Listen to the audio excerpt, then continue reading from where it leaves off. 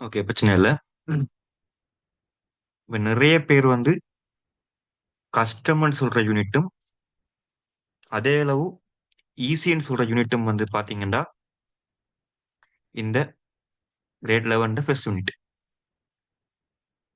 இந்த யூனிட் தான் நிறைய பேர் சொல்லுவாங்க, இப்படி ரொம்ப கஷ்டமான பாடம், ரொம்ப கஷ்டமான பாடம்னு சொல்லுவாங்க. ஆனா அப்படி இல்ல. நீங்க ஒழுங்கா படிக்கிற விதத்துல படிச்சீங்கன்னா இருக்கிறதுலயே ஈஸியான பாடம் இந்த பாடம் தான். கிரேட் 11லயே இருக்கிறதுல ஈஸியான பாடம் இந்த பாடம் தான், நீங்க ஒழுங்கா படிச்சால். கொஞ்சம் மிஸ் பண்ணா கூட கஷ்டமான பாடமா மாறிடும். இப்ப இந்த பாடம் பாத்தீங்கன்னா கணினி செய்நிரலாக்கம். இப்ப பேரே வந்து ப்ரோக்ராமிங். இப்ப பேரே வந்து ப்ரோக்ராமிங்னு சொல்லக்குள்ள எல்லாரும் நினைப்பாங்க, இப்படி கஷ்டமான பாடமா, நம்ம கோடிங் எழுதணுமா, இந்த மாதிரி பார்ப்பாங்க. உங்களுக்கு எக்காரணத்தை கொண்டும் பஸ்கால் கோடிங் எழுத சொல்லி கேள்வி வராது. ஃபில் இன் த பிளாங்க்ஸ், அதே மாதிரி சூடோ கோட எழுத சொல்லி வரும், ஃப்ளோ சார்ட் சொல்லி வருமே தவிர ஃபுல்லா பஸ்கால் கோடிங் எழுத சொல்லி உங்களுக்கு கேள்வி வராது. சரிதானே? இப்ப எல்லாருக்கும் உங்களோட பேப்பர் மூலம் தெரிஞ்சிருக்கும் எப்படி வருமாண்டு. இந்த பாடம் பாத்தீங்கன்னா பார்ட் 2ல தனியொரு கேள்வியா வரும். 10 மார்க்ஸுக்கு தனியொரு கேள்வியா வரும்.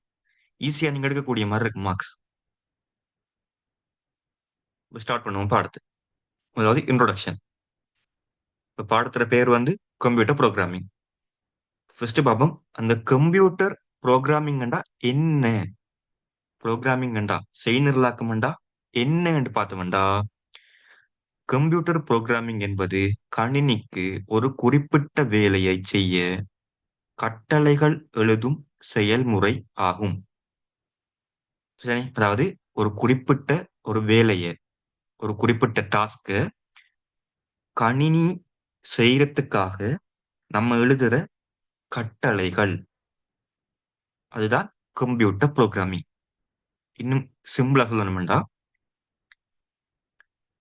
ஏதாவது ஒரு வேலைய ஏதாவது ஒரு வேலைய கணினியின் உதவியோட செய்யறது தான் இந்த கம்ப்யூட்டர் ப்ரோக்ராமிங். அதாவது நம்ம ஒரு வேலையை செய்ய போறோம், அந்த வேலையை செய்யறதுக்காக நம்ம கணினியை பயன்படுத்துறோம்.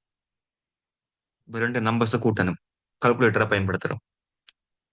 ஒருவருக்கு ஃபோன் பண்ணணும், ஃபோன் பயன்படுத்துறோம். அந்த மாதிரி ஏதாவது ஒரு வேலையை செய்யறதுக்கு நம்ம கம்ப்யூட்டர் அல்லது அது சார்ந்த சாதனங்களை பயன்படுத்தி செஞ்சோம்னா கம்ப்யூட்டர் ப்ரோக்ராமிங். இந்த கம்ப்யூட்டர் ப்ரோக்ராமிங் தான் ஒரு கணினி என்னென்ன டேட்டாக்களை எடுக்கணும், எப்படி வேலை செய்யணும், என்ன முடிவை நமக்கு காட்ட வேணும்ன்றதை தீர்மானிக்கும். அப்ப இந்த கம்ப்யூட்டர் ப்ரோக்ராமிங் தான் அந்த கம்ப்யூட்டர், அந்த டிவைஸ் என்ன டேட்டாவை எடுக்கணும், எப்படி வேலை செய்யணும், அதே மாதிரி என்ன முடிவை காட்டணும் வந்து ஃபுல்லாவே கண்ட்ரோல் பண்ணும். சரிதானே?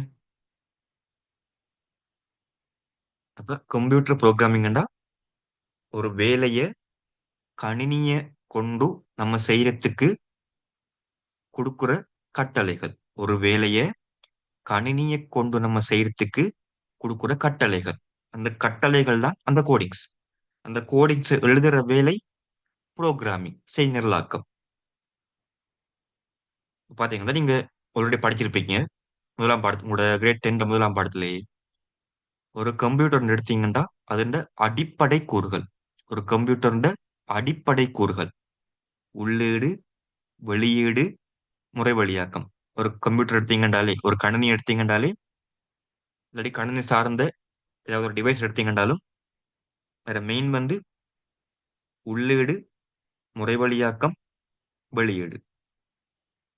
இப்ப உள்ளீட பாத்தீங்கன்னா கணினிக்கு நம்ம கொடுக்கிற மனிதர்கள் அல்லது வேற எதுவும் சாதனங்கள் கணினிக்கு நாம கொடுக்கிறது உள்ளீடு. கணினிக்கு நாம கொடுக்கிறது உள்ளீடு. அதே இது கணினி நமக்கு தாரது வெளியீடு. சரிதானே? கணினிக்கு நாம கொடுக்கிறது உள்ளீடு. கணினி நமக்கு தாரது வெளியீடு. சரிதானே? அதே மாதிரி முறை வழியாக்கம். நாம கொடுத்த உள்ளீட வெளியீடாக மாற்றுற வேலைதான் முறை வழியாக்கம்.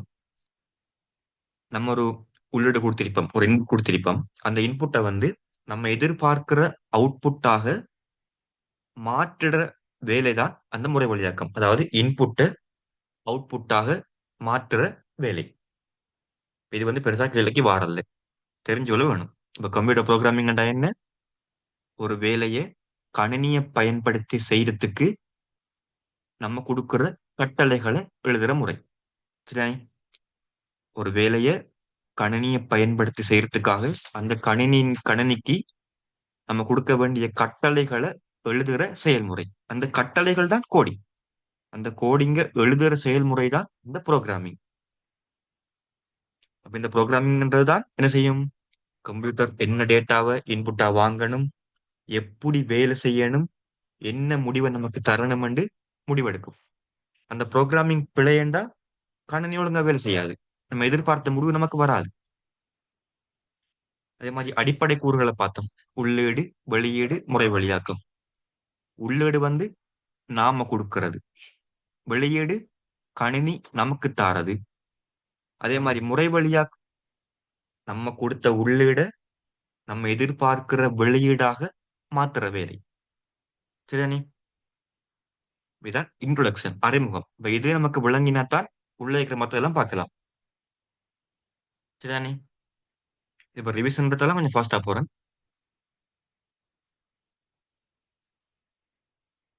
இதுல டவுட் யாருக்கும் இருக்கா? கம்ப்யூட்டர் ப்ரோக்ராமிங்னா என்ன, கணினியின் அடிப்படை கூறுகள்ல டவுட் இருந்தா சொல்லுங்க, இல்லைண்டா அடுத்ததுக்கு போகலாம்.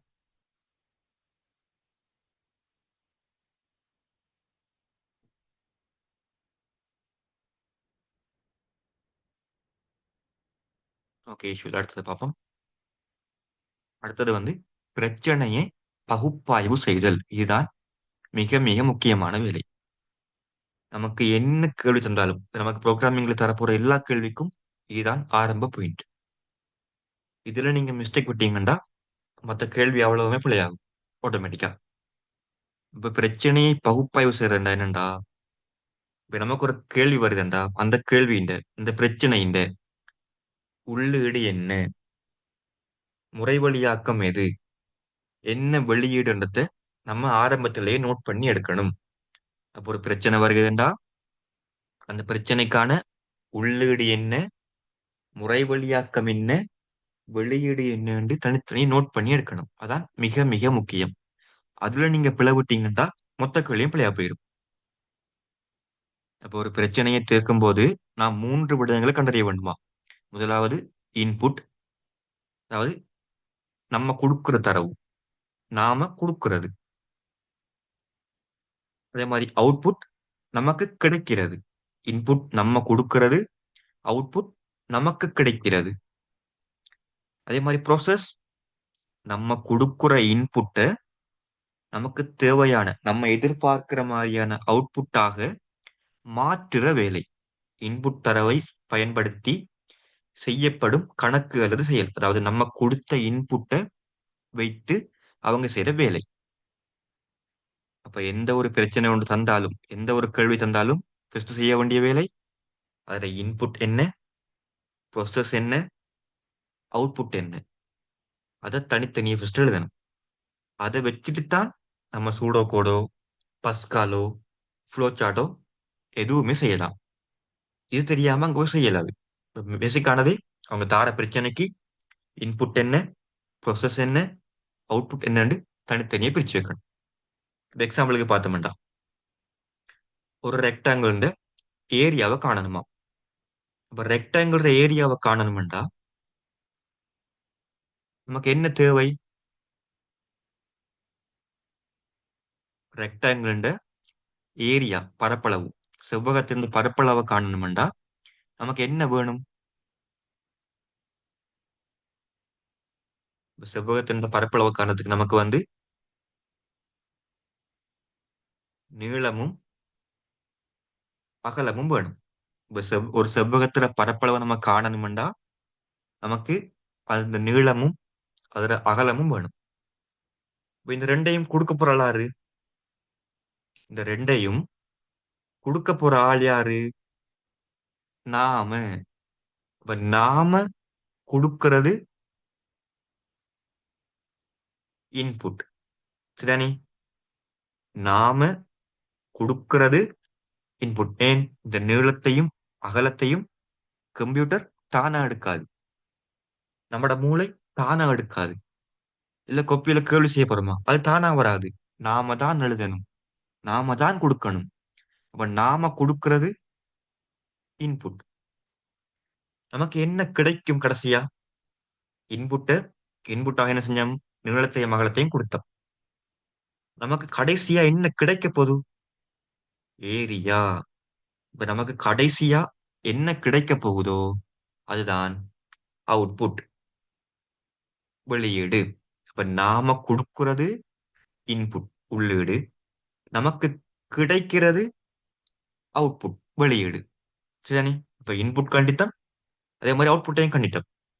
இப்ப இன்புட் இருக்குது என்னது? நீளம் அகலம். அவுட்புட் இருக்குது ஏரியா.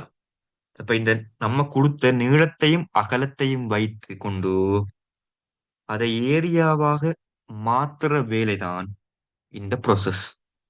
இப்ப நாம கொடுத்தது நீளம் அகலம். அப்ப நாம கொடுக்கிறது இன்புட், உள்ளீடு. நமக்கு கிடைக்கிறது என்னது? ஏரியா. அப்ப நமக்கு கிடைக்கிறது ஏரியாண்டா அப்ப நமக்கு கிடைக்கிறது அவுட்புட். இப்ப இன்புட் நீளம் அகலம், அவுட்புட் ஏரியா. இப்ப நாம கொடுத்த இன்புட்டான நீளத்தையும் அகலத்தையும் வைத்துக்கொண்டு நமக்கு தேவையான அவுட்புட் ஏரியாவை கண்டுபிடிக்கிற அந்த வேலைதான் இந்த ப்ரோசஸ். சரிதானே? இப்ப அவங்க தார கேள்விக்கு ஃபர்ஸ்ட் என்ன செய்யணும்? இன்புட், அவுட்புட், ப்ரோசஸ், இந்த மூணையும் தனித்தனியே கண்டு வைக்கணும். அதுக்கு பிறகுதான் நம்ம மிச்ச வேலையை பார்க்கணும். சரிதானே?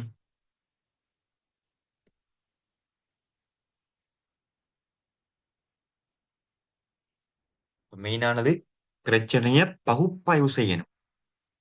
அவங்க தார பிரச்சனைக்கான உள்ளீடு தனியாக, வெளியீடு தனியா, முறை வழியாக்கம் தனியா பிரிச்சு பிரிச்சு எடுக்கணும். அதுக்கு பிறகுதான் நீங்க சூடோ கோடோ, ஃப்ளோ சார்ட்டோ, பஸ்காலோ எதுவோ ஃபர்ஸ்ட் செய்ய வேண்டிய வேலை இன்புட் தனியே, ப்ரோசஸ் தனியே, அவுட்புட் தனியே. சரிதானே?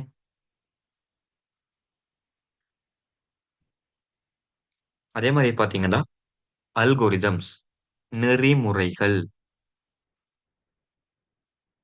இப்ப அல்கோரிதம் என்றால் என்ன? டெபினிஷன் கழிதான் உங்கள்கிட்ட கடைசி வரையும் எக்ஸாம்ல கேட்க மாட்டாங்க. இதை நீங்க விளங்கி வச்சுக்கொள்ளணும். எப்பயுமே ஐடில டெபினிஷன் இப்படி ஒரு வாக்கியம் தந்து சொல்ல தந்து இதுக்கான அர்த்தம் என்ன, இப்படி என்றால் என்ன, அப்படி கேட்க மாட்டாங்க. கல்குலேஷன்ஸ் கேள்வி வரும், லொஜிக்கல் திங்கிங்ஸ் கேள்வி கூட வரும். சரிதானே? இது பாப்போம். அல்கோரிதம் என்றால் என்ன? அல்கோரிதம் என்பது, அதாவது நெறிமுறை என்பது, ஒரு பிரச்சனையை தீர்க்க எழுதப்படும் படிப்படியான வழிமுறைகள்.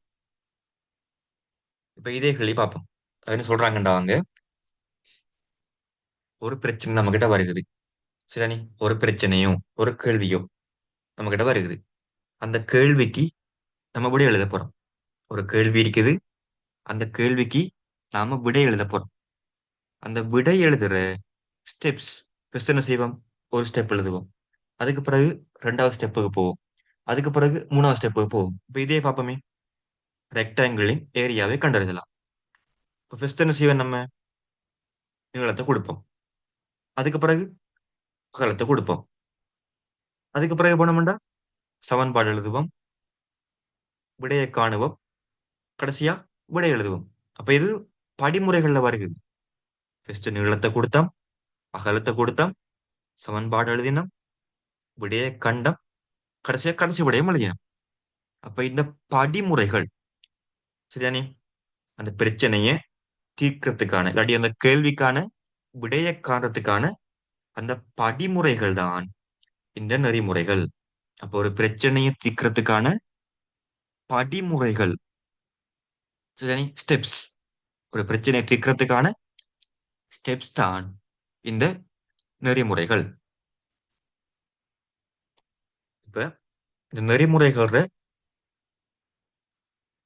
பண்புகள், ஒரு ஒழுங்கான, ஒரு சரியான நெறிமுறை அல்கோரிதம் வந்து எப்படி இருக்கணும்?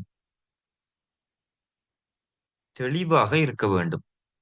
இப்ப பார்த்த உடனே ஏன் நம்ம ஸ்டெப் பை ஸ்டெப்பா தான் எழுத போறோம். ஏற்கனவே பந்தி அழைக்கிறது விலங்குகள் தான் நம்ம ஸ்டெப் பை ஸ்டெப்புக்கு வரோம்.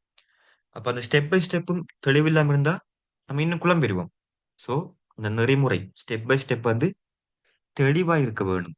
சரிதானே? தெளிவா இருக்க வேணும். 2வது, குறுகிய படிகளாக இருக்க வேண்டும். இப்ப ஆரம்பத்திலேயே பெரிய பந்தி பந்தி நமக்கு வேணாம்னு தான் நம்ம அதை உடைச்சு சின்ன சின்ன வரும். எக்ஸாம்பிள் சொல்றேனே, உங்களோட புக் இருக்குது. இப்ப அந்த புக்கை வந்து யூனிட் வைஸ் இல்லாம மொத்தமா தந்தா நீங்க ஈஸியா படிப்பீங்களா? இந்த யூனிட் வைஸா பிரிக்காம, முதலாவது யூனிட் இது, 2வது யூனிட் இதுன்னு பிரிக்காம மொத்தமாவே உங்களுக்கு ஒரு புக்கா ஒரு யூனிட் அடிச்சு தந்தா நீங்க படிப்பீங்களா? படிக்கிறது கஷ்டம். அதுக்காக என்ன செய்றாங்க? அதை யூனிட் வைஸா உடைக்கிறாங்க. முதலாவது யூனிட்டுக்குள்ள இவ்வளவு, 2வது யூனிட்டுக்கு வந்தா இவ்வளவு, 3க்கு வந்தா இவ்வளவு, 4க்கு வந்தா இவ்வளவு மாதிரி அதை உடைக்கிறாங்க. அதே மாதிரி தான் நீங்க பெருசா இருக்கக்கூடாது. குறுகிய படிகளாக இருக்க வேண்டும். ஏன் அங்க பெருசுன்னு போட்டுதான் நம்ம இங்க வாரோம்.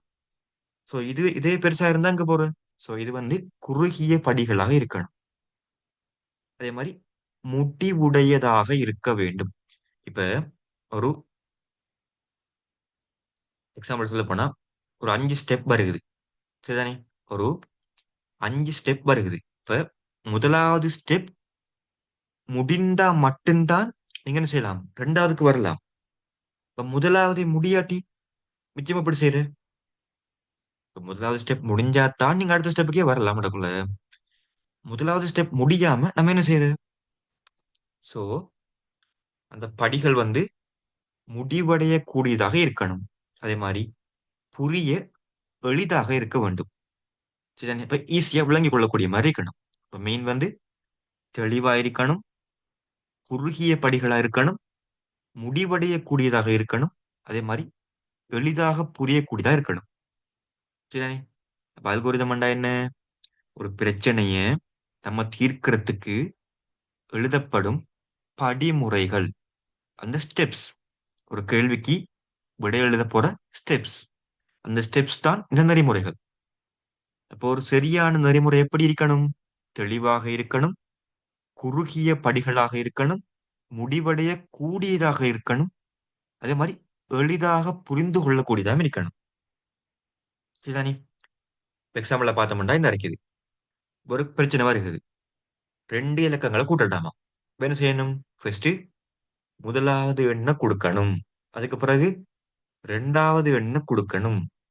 அதுக்கு பிறகு 2 எண்ணையும் கூட்டணும்.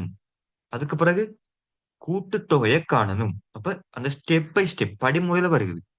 ஃபர்ஸ்ட் முதலாவது எண்ணை கொடுக்கணும், 2வது எண்ணை கொடுக்கணும், 2 எண்ணையும் கூட்டணும், கூட்டுத்தொகையை காணணும். அப்ப முதலாவது எண்ணை கொடுக்காம நம்ம இது மூணு செய்யலாமா? செய்ய இயலாது. ஏன்? கேள்வி என்னது? 2 எண்ணையும் கூட்டணும். அப்ப 2 எண்ணையும் கூட்டணும்டா நமக்கு 2 எண் கட்டாயம் வேணும். சோ இது முடிஞ்சாதான் இதுக்கு வரலாம். இது முடிஞ்சாதான் 2யும் கூட்டலாம். 2யும் கூட்டினாத்தான் கூட்டுத்தொகையை காணலாம். அப்ப முடிவடைய கூடியதாக இருக்கணும். அதே மாதிரி பார்த்தோன்னே விளங்கணும். முதலாவது நம்பரை கொடுங்க, கொடுத்தாச்சு. 2ஆம் நம்பரை கொடுங்க, கொடுத்தாச்சு. 2யும் கூட்டியாச்சு, விடையை காட்டியாச்சு. அப்ப பார்க்கிறதுக்கு நமக்கு ஈஸியா விளங்கக்கூடிய மாதிரி இருக்கணும். குறுகிய படிகளாக இருக்கணும். அதே மாதிரி முடிவடையக்கூடியதாக இருக்கணும். சரிதானே? இப்போதைக்கு என்ன பார்த்திருக்கோம்? புரோகிராமிங் என்றா என்ன? அதே மாதிரி கணினியின் அடிப்படை கூறுகள். அதே மாதிரி பிரச்சனையை எப்படி பகுப்பாய்வு செய்யறது? அதோட வந்து இப்ப நெறிமுறைகள். நெறிமுறை என்றா என்ன? ஒரு சரியான நெறிமுறை என்ன மாதிரி இருக்கணும்? என்னென்ன பண்புகளை கொண்டிருக்கணும் என்று பார்த்திருக்கீங்க. இதுல டவுட் இருக்கா என்று டவுட் இருந்தா சொல்லுங்க. இல்லைன்னா கண்டினியூ பண்ணலாம். ரிவிஷன் தான் தியரி மாதிரி ஸ்லோவா போகாம கொஞ்சம் ஃபாஸ்டா போகுது. உங்களுக்கு எதுவும் ஃபாஸ்டா போகுது, டவுட் எதுவும் இருக்கண்டா செட்ல போடலாம், இல்லைன்னா அன்மியூட் பண்ணி சொல்லலாம். டவுட் எதுவும் இருக்கா?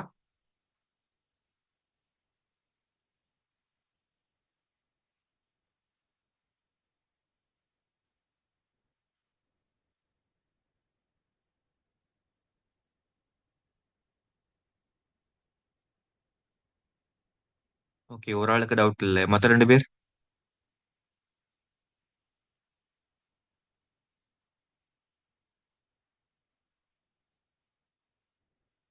ஓகே, அவங்கள்ட்ட தான் ஆன்சர் இல்லை.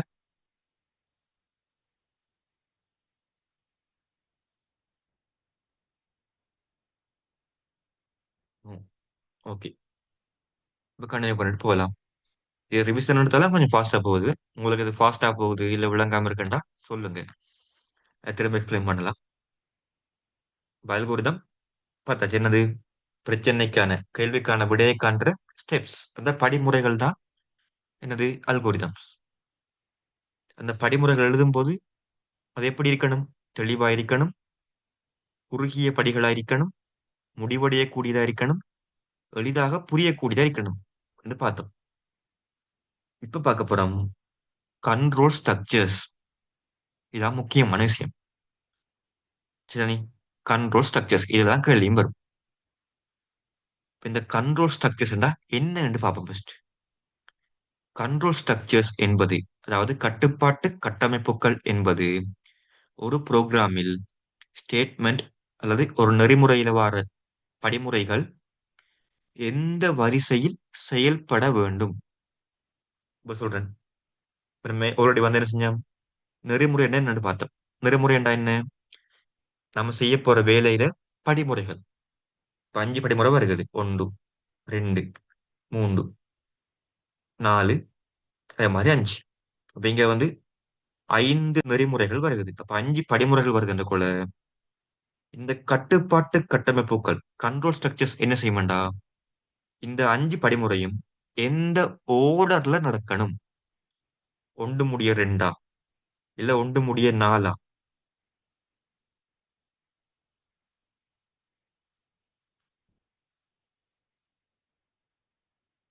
நோ நோ, அல்கோரிதம் இயல்புகள் கேட்க மாட்டாங்க. நீங்க தெரிஞ்சு வச்சுக்கொள்றது நல்லது. இயல்புகள் எல்லாமே கேட்க மாட்டாங்க கடைசி வரைக்கும். நம்ம லாஸ்டா கேள்வியும் பார்ப்போம், பிரச்சனை இல்லை. கேள்வியும் இருக்குது, பாஸ்ட் கல்வி இருக்குது, நம்ம போய் கேள்வி பார்க்கலாம். இயல்புகள்லாம் கேட்க மாட்டாங்க. அல்கோரிதம் எழுத சொல்லி கேள்வி வரும். அப்படின்னா இப்ப நம்ம இங்க பார்த்த மாதிரி, இப்ப இங்க பார்த்தோம் இரண்டு எண்களை கூட்டுதல் அதே மாதிரி அவங்க ஏதாவது ஒரு சினாரியோவை தந்துட்டு அதுக்கான அல்கோரிதமா எழுத சொல்லி கேட்பாங்க. இந்த பிரச்சனைக்கான நெறிமுறை எழுதுகிட்ட நம்ம என்ன செய்யணும்? இப்படி ஸ்டெப் பை ஸ்டெப்பா எழுதணும். முதலாவது இந்த ஸ்டெப், ரெண்டாவது இந்த ஸ்டெப் வந்து ஸ்டெப் பை ஸ்டெப் எழுத சொல்லி கேட்பாங்க. பண்புகள்லாம் கேட்க மாட்டாங்க. சரி, இப்ப இங்க பாக்குறோம் நம்ம கிட்ட வந்து 5 படிமுறைகள் இருக்குது. இப்ப இந்த 5 படிமுறைகளும் எந்த ஓர்டர்ல நடக்கணும்ன்றத முடிவு செய்யறால்தான் இந்த கண்ட்ரோல் ஸ்ட்ரக்சர். அங்க இப்போ 1ல இருந்து 2க்கு போகணுமா, இல்ல 1ல இருந்து 3க்கு வரணுமா, 1ல இருந்து 4க்கு போகணுமா, இல்ல 5ல இருந்து 1க்கு போகணுமா, 5ல இருந்து 3க்கு போகணுமா, இல்ல 3ல இருந்து 2க்கு போகணுமான்ற அந்த ஓர்டர், அவங்களோட படிமுறைகள். இப்ப நெறிமுறைகள்ல வந்து நம்ம என்ன செஞ்சோம்? இந்த ஸ்டெப்ஸை கண்டோம். இந்த படிமுறைகள் கண்டோம். இப்ப நம்ம கண்ட அந்த படிமுறைகள் எந்த ஓர்டர்ல வேலை செய்யணும்? நம்ம கண்ட படிமுறைகள், நம்ம நம்மகிட்ட ஸ்டெப்ஸ் இருக்குது. இதான் ட்ரெயின்மெண்ட் ஸ்டெப்ஸ் இருக்கு நம்ம கிட்ட. இந்த ஸ்டெப்ஸ் வந்து எந்த ஓர்டர்ல நடக்கணும்ன்றதை தீர்மானிக்கிறால் தான் இந்த கண்ட்ரோல் ஸ்ட்ரக்சர். சரிதானே? அப்ப நம்ம ஆரம்பத்துல கண்ட நெறிமுறைகள் இந்த இருக்குது. இதை எடுத்தோம்னா இந்த நெறிமுறைகள், இந்த நெறிமுறை வந்து எந்த ஓர்டர்ல நடக்கணும்? இப்ப இது முடிய இது நடக்கணுமா, இல்ல இது முடிய இதுக்கு வரணுமா டைரக்டா, இல்ல இங்க இருந்து இங்க வரணுமா என்ற அந்த ஓர்டரை வந்து கண்ட்ரோல் பண்றதான், கட்டமைக்கிறால் தான் வந்து இந்த கண்ட்ரோல் ஸ்ட்ரக்சர். இப்ப இவங்களோட கையில தான் இந்த ஓர்டர் எல்லாமே இருக்குது. சரியா?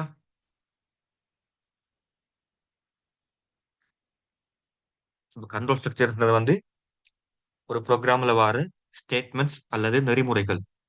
அல்கோரிதம்ஸ் வந்து எந்த வரிசையில செயல்பட வேணும், எந்த ஓர்டர்ல செயல்பட வேணும்ன்றத கட்டுப்படுத்தும் அமைப்புகள். அப்ப அவங்களோட கையில தான் அந்த ஓர்டர் இருக்குது. நீங்க இந்த ஓர்டர்ல போகணும், முதலாவது இவர் போகணும், ரெண்டாவது இவரு போகணுமெண்டு அந்த ஓர்டரை கண்ட்ரோல் பண்றது இவங்க தான். சரிதானே?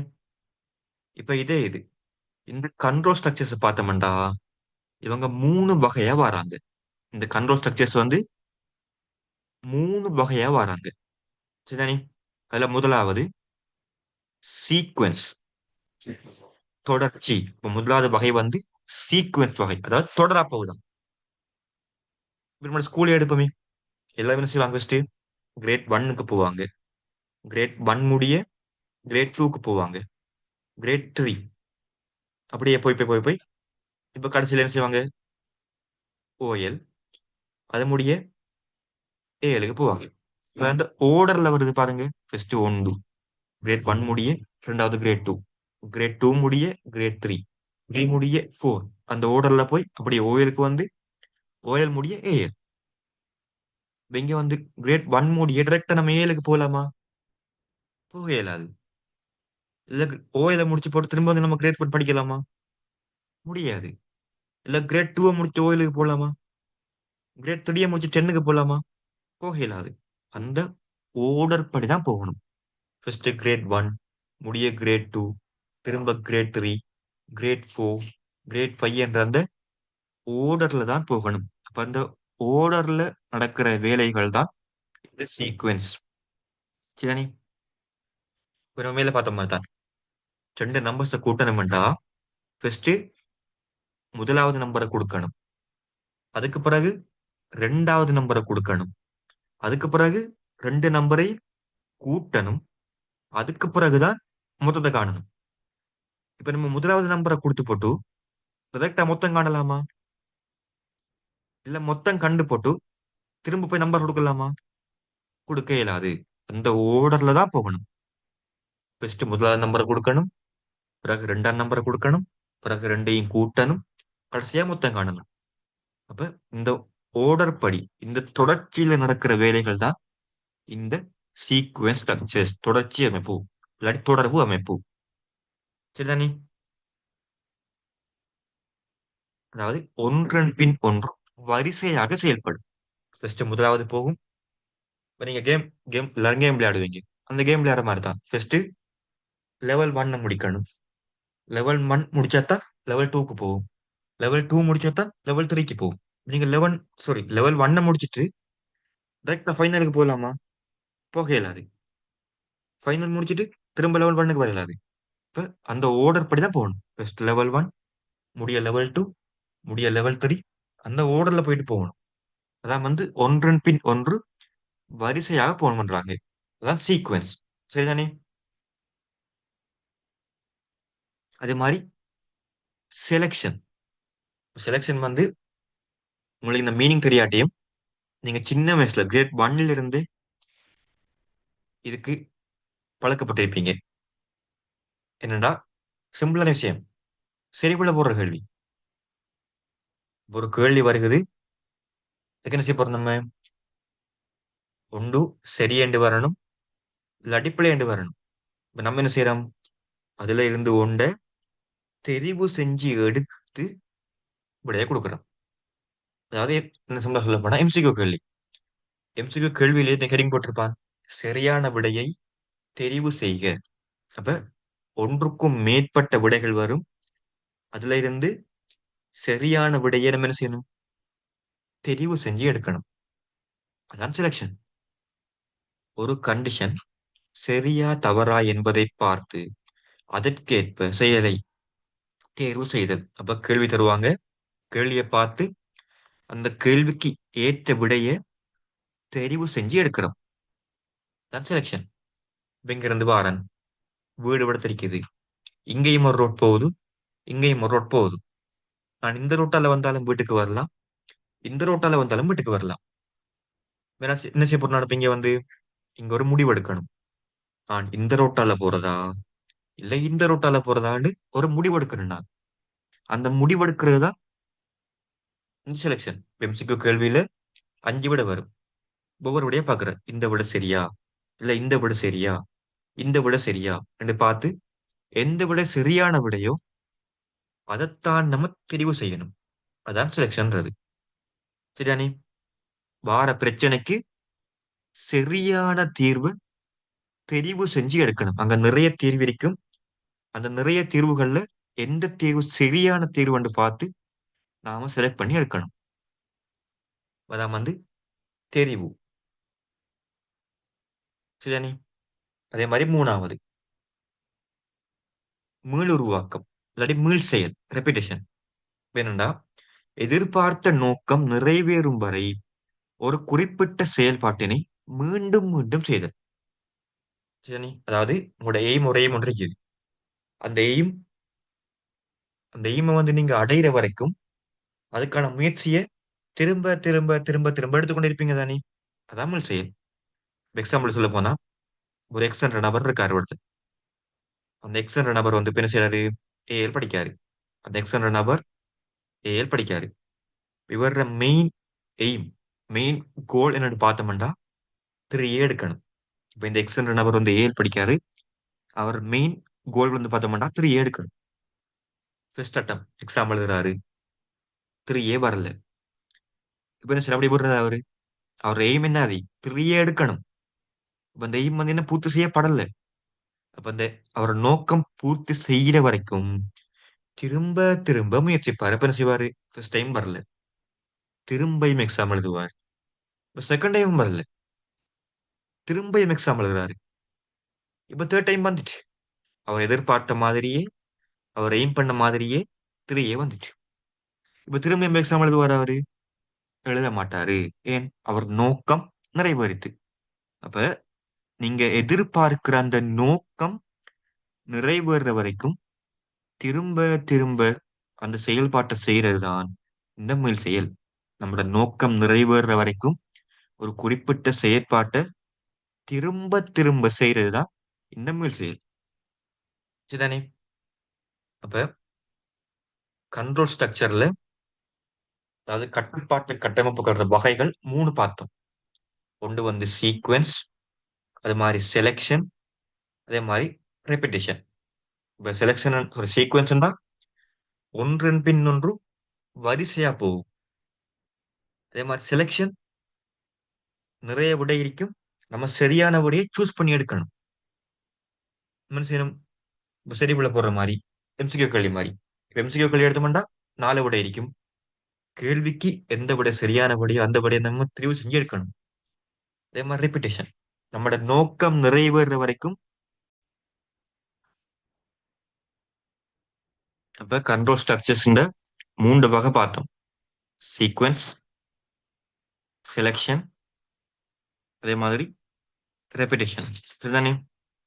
இப்ப சீக்வென்ஸ் வந்து ஒன்றன் பின் ஒன்றாக போயிட்டு இருக்கும். முதலாவது ஸ்டெப் முடிய ரெண்டாவது, ரெண்டாவது முடிய மூணாவது, மூணாவது முடிய நாலாவது ஓர்டர்ல போயிட்டு இருக்கும். அதே செலெக்ஷனை பார்த்தீங்கன்னா அங்க நிறைய விடை இருக்கும். நம்ம ஒன்றை சூஸ் பண்ணிக்கொள்ளணும். இப்ப நீங்க உங்களுக்கு என்னது பாஸ்கெட் சப்ஜெக்ட் சூஸ் பண்ண மாதிரி, அப்ப அங்க நிறைய பாடம் இருக்கும். நீங்க செஞ்சுப்பீங்களா? இல்ல, ஐடி பாடத்தை சூஸ் பண்ணிருப்பீங்க. அது செலெக்ஷன். அங்க நிறைய விடை இருக்கி ஒன்றை நம்ம சூஸ் பண்ணி எடுக்கிறோம். அதே மாதிரி ரிப்பீட்டேஷன். இப்ப நான் ஒரு நோக்கம் வச்சிருக்கிறேன். அந்த நோக்கம் எனக்கு நிறைவேற வரைக்கும் நான் அதை திரும்ப திரும்ப திரும்ப திரும்ப செஞ்சு கொண்டே இருப்பேன். அது வந்து ரிப்பீட்டேஷன். Sequence, selection, repetition. சரிதானே? இந்த மூணு லைன் டவுட் இருக்கா? இதுல கேள்விகள் பின்னாடி நிறைய இருக்கு, எக்ஸாம்பிளோட இருக்குது. இந்த கண்டென்ட் தான் சீக்வன்ஸ்ண்டா இவ்வளவுதான் விஷயம். ஒன்றன் பின் ஒன்றாக போய் கொண்டிருக்கும். செலெக்ஷன்டா நிறைய ஆப்ஷன் இருக்கும். நம்ம ஒன்றை சூஸ் பண்ணி கொள்ளணும், செலக்ட் பண்ணி கொள்ளணும் நம்ம ஒன்றை. அதே ரிப்பீட்டேஷன்டா நம்மளோட நோக்கம் நிறைவேற வரைக்கும் அந்த செயல்பாட்டை, அந்த வேலையை திரும்ப திரும்ப செஞ்சு கொண்டே இருப்போம். எக்ஸாம்பிள் சொல்ல போனா, ஒரு கேம் விளையாடுறோம். அந்த கேம்ல வின் பண்ணல, அப்ப என்ன செய்வோம்? அந்த கேமை வின் பண்ற வரை திரும்ப திரும்ப ரிப்பீட் பண்ணி கொண்டே இருப்போம். சரிதானே?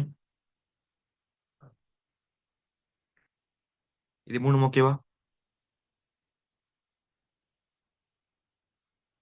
இந்த மூணு கன்செப்டும் ஓகேவா? இந்த மூணு கன்செப்டும் விளங்கினா மட்டும்தான் நம்ம அடுத்ததுக்கு போகலாம்.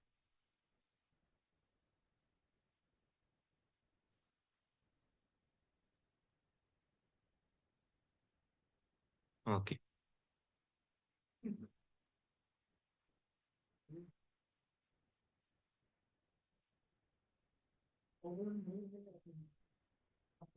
ஸ்டார்ட்லயே என்ன செஞ்சோம்? கம்ப்யூட்டர் ப்ரோக்ராமிங்கை பத்தி பார்த்தோம், ஒரு இன்ட்ரோடக்ஷன். அதே மாதிரி ஒரு ப்ராப்ளம் தந்துச்சுன்னா அதை எப்படி நம்ம பகுப்பாய்வு செய்யறோம்னு பார்த்தோம். அதே மாதிரி அல்கோரிதம்ண்டா என்னன்னு பார்த்தோம். அல்கோரிதம்ண்டா என்ன, அதோட பண்புகள் எப்படி இருக்கணும்னு பார்த்தோம். அதே மாதிரி கண்ட்ரோல் ஸ்ட்ரக்சர்ஸ்ண்டா என்ன, அதோட வகைகள் என்னென்ன, சீக்வென்ஸ்ண்டா என்ன, செலெக்ஷன்ண்டா என்ன, ரெப்பிட்டிஷன்ண்டா என்னன்னு பார்த்தோம். இப்ப பார்க்க போறோம் இந்த அல்கோரிதம்ஸ். நம்ம இங்க கண்ட இந்த அல்கோரிதம்ஸை வந்து நம்ம எப்படி காட்சிப்படுத்தலாம், எப்படி நம்ம ரீப்ரசன்டேஷன் பண்ணலாம் பார்க்க போறோம். நம்ம இங்க படிமுறைகளை கண்டோம், அல்கோரிதம்ஸ் ஸ்டெப் பை ஸ்டெப்பை கண்டோம். இந்த அல்கோரிதம்ஸை வந்து நாம எப்படி ரீப்ரசன்ட் பண்ண போறோம், எப்படி மக்களுக்கு காட்சிப்படுத்த போறோம், கணினிக்கு எப்படி காட்சிப்படுத்த போறோம்ன்றதை பார்க்க போறோம். சரிதானே? அப்ப இந்த அல்கோரிதம்ஸை வந்து ரீப்ரசன்ட் பண்றது வந்து இங்க ரெண்டு மெத்தட்ல இருக்குது. இந்த அல்கோரிதம்ஸ் ரீப்ரசன்ட் பண்றது வந்து ரெண்டு மெத்தட்ஸ்ல இருக்குது. அதுல முதலாவது மெத்தட் வந்து பாத்தீங்கன்னா ஃப்ளோ சார்ட், பாய்ச்சட் கோட்டு படம். அப்ப அல்கோரிதம்ஸை வந்து ரீப்ரசன்ட் பண்ற முதலாவது விதம் மெத்தட் வந்து பாத்தீங்கன்னா ஃப்ளோ சார்ட். அது வந்து டிராயிங் மூலம் நடக்கும். அதாவது கொஞ்சம் சிம்பிள்ஸ் வச்சுட்டு அந்த ஸ்டெப் பை ஸ்டெப்ஸை வந்து நம்ம ட்ரா பண்ணி காட்டுறோம். சரிதானே? ஃபர்ஸ்ட் வந்து சிம்பிள்ஸ் பார்ப்போம் என்னண்டு. இப்ப நீங்க ஒரு ப்ரோக்ராம் ஸ்டார்ட் பண்ண போறீங்க. இப்ப அந்த ப்ரோக்ராம் நான் ஸ்டார்ட் பண்ண போறேன்டா நீள்வட்டத்தை போடலாம். அதே மாதிரி இந்த ப்ரோக்ராம் நான் செஞ்சிட்டேன், எல்லாம் முடிஞ்சிட்டு கடைசியா கொண்டே முடிக்க போறேன், அதுக்கும் அதே நீள்வட்டம். ப்ரோக்ராம ஸ்டார்ட் பண்ணும் போதும் நீள்வட்டம், அதே ப்ரோக்ராம நம்ம கடைசியா கொண்டு போய் முடிக்கும் போதும் அதே நீள்வட்டம். நீங்க என்ன செய்ய போற மேல பார்த்தோம்னா எக்ஸாம்பிள்ல இப்ப முதலாவது எண்ணை வாங்குறதுக்கு முந்தைய என்ன செய்யணும்? ஸ்டார்ட் பண்ணணும். அப்ப இந்த ஸ்டெப்புக்கு முன்னாலேயே ஒரு நீள்வட்டம் வரும். இப்ப கூட்டுத்தொகையை கண்டதுக்கு பிறகு என்ன செய்யணும்? முடிக்கணும். இப்ப இந்த ஸ்டெப்புக்கு முன்னால ஒரு நீள்வட்டம், இந்த ஸ்டெப்புக்கு பிறகு ஒரு நீள்வட்டம். அப்ப ஆரம்பத்துல ஒரு நீள்வட்டம், முடிக்கும் போது ஒரு நீள்வட்டம். அதுக்கு பிறகு இன்புட் ஓர் அவுட்புட், என்னது? சதுரம். அதாவது நாம உள்ளீடு வாங்குறதுக்கும் வெளியீட பெற்றுக்கொள்றதுக்கும் நீள்வட்டம். சரி, நம்ம உள்ளீட கொடுக்கறதுக்கும் வெளியீட பெற்றுக்கொள்றதுக்கும் சாரி சதுரம். இன்புட் அவுட்புட் வந்து சதுரம். சரிதானே? இங்க பார்த்தோம்டா, இங்க இன்புட் என்னது? முதலாவது எண்ணெய் வழங்கல் இன்புட். அதே மாதிரி இரண்டாவது எண்ணெய் வழங்கல் இன்புட். கூட்டுத்தொகையை காணல் அவுட்புட். அப்ப இன்புட் உள்ளீடுக்கும் அதே மாதிரி அவுட்புட் வெளியீடுக்கும் நம்ம பயன்படுத்த போறது சதுரம். இது இப்ப இதுக்கு முன்னால ஒரு நீள்வட்டம் வரும், இதுக்கு பிறகு ஒரு நீள்வட்டம் வரும், இங்க வந்து சதுரம் வரும், இங்கேயும் அதே சதுரம் வரும்.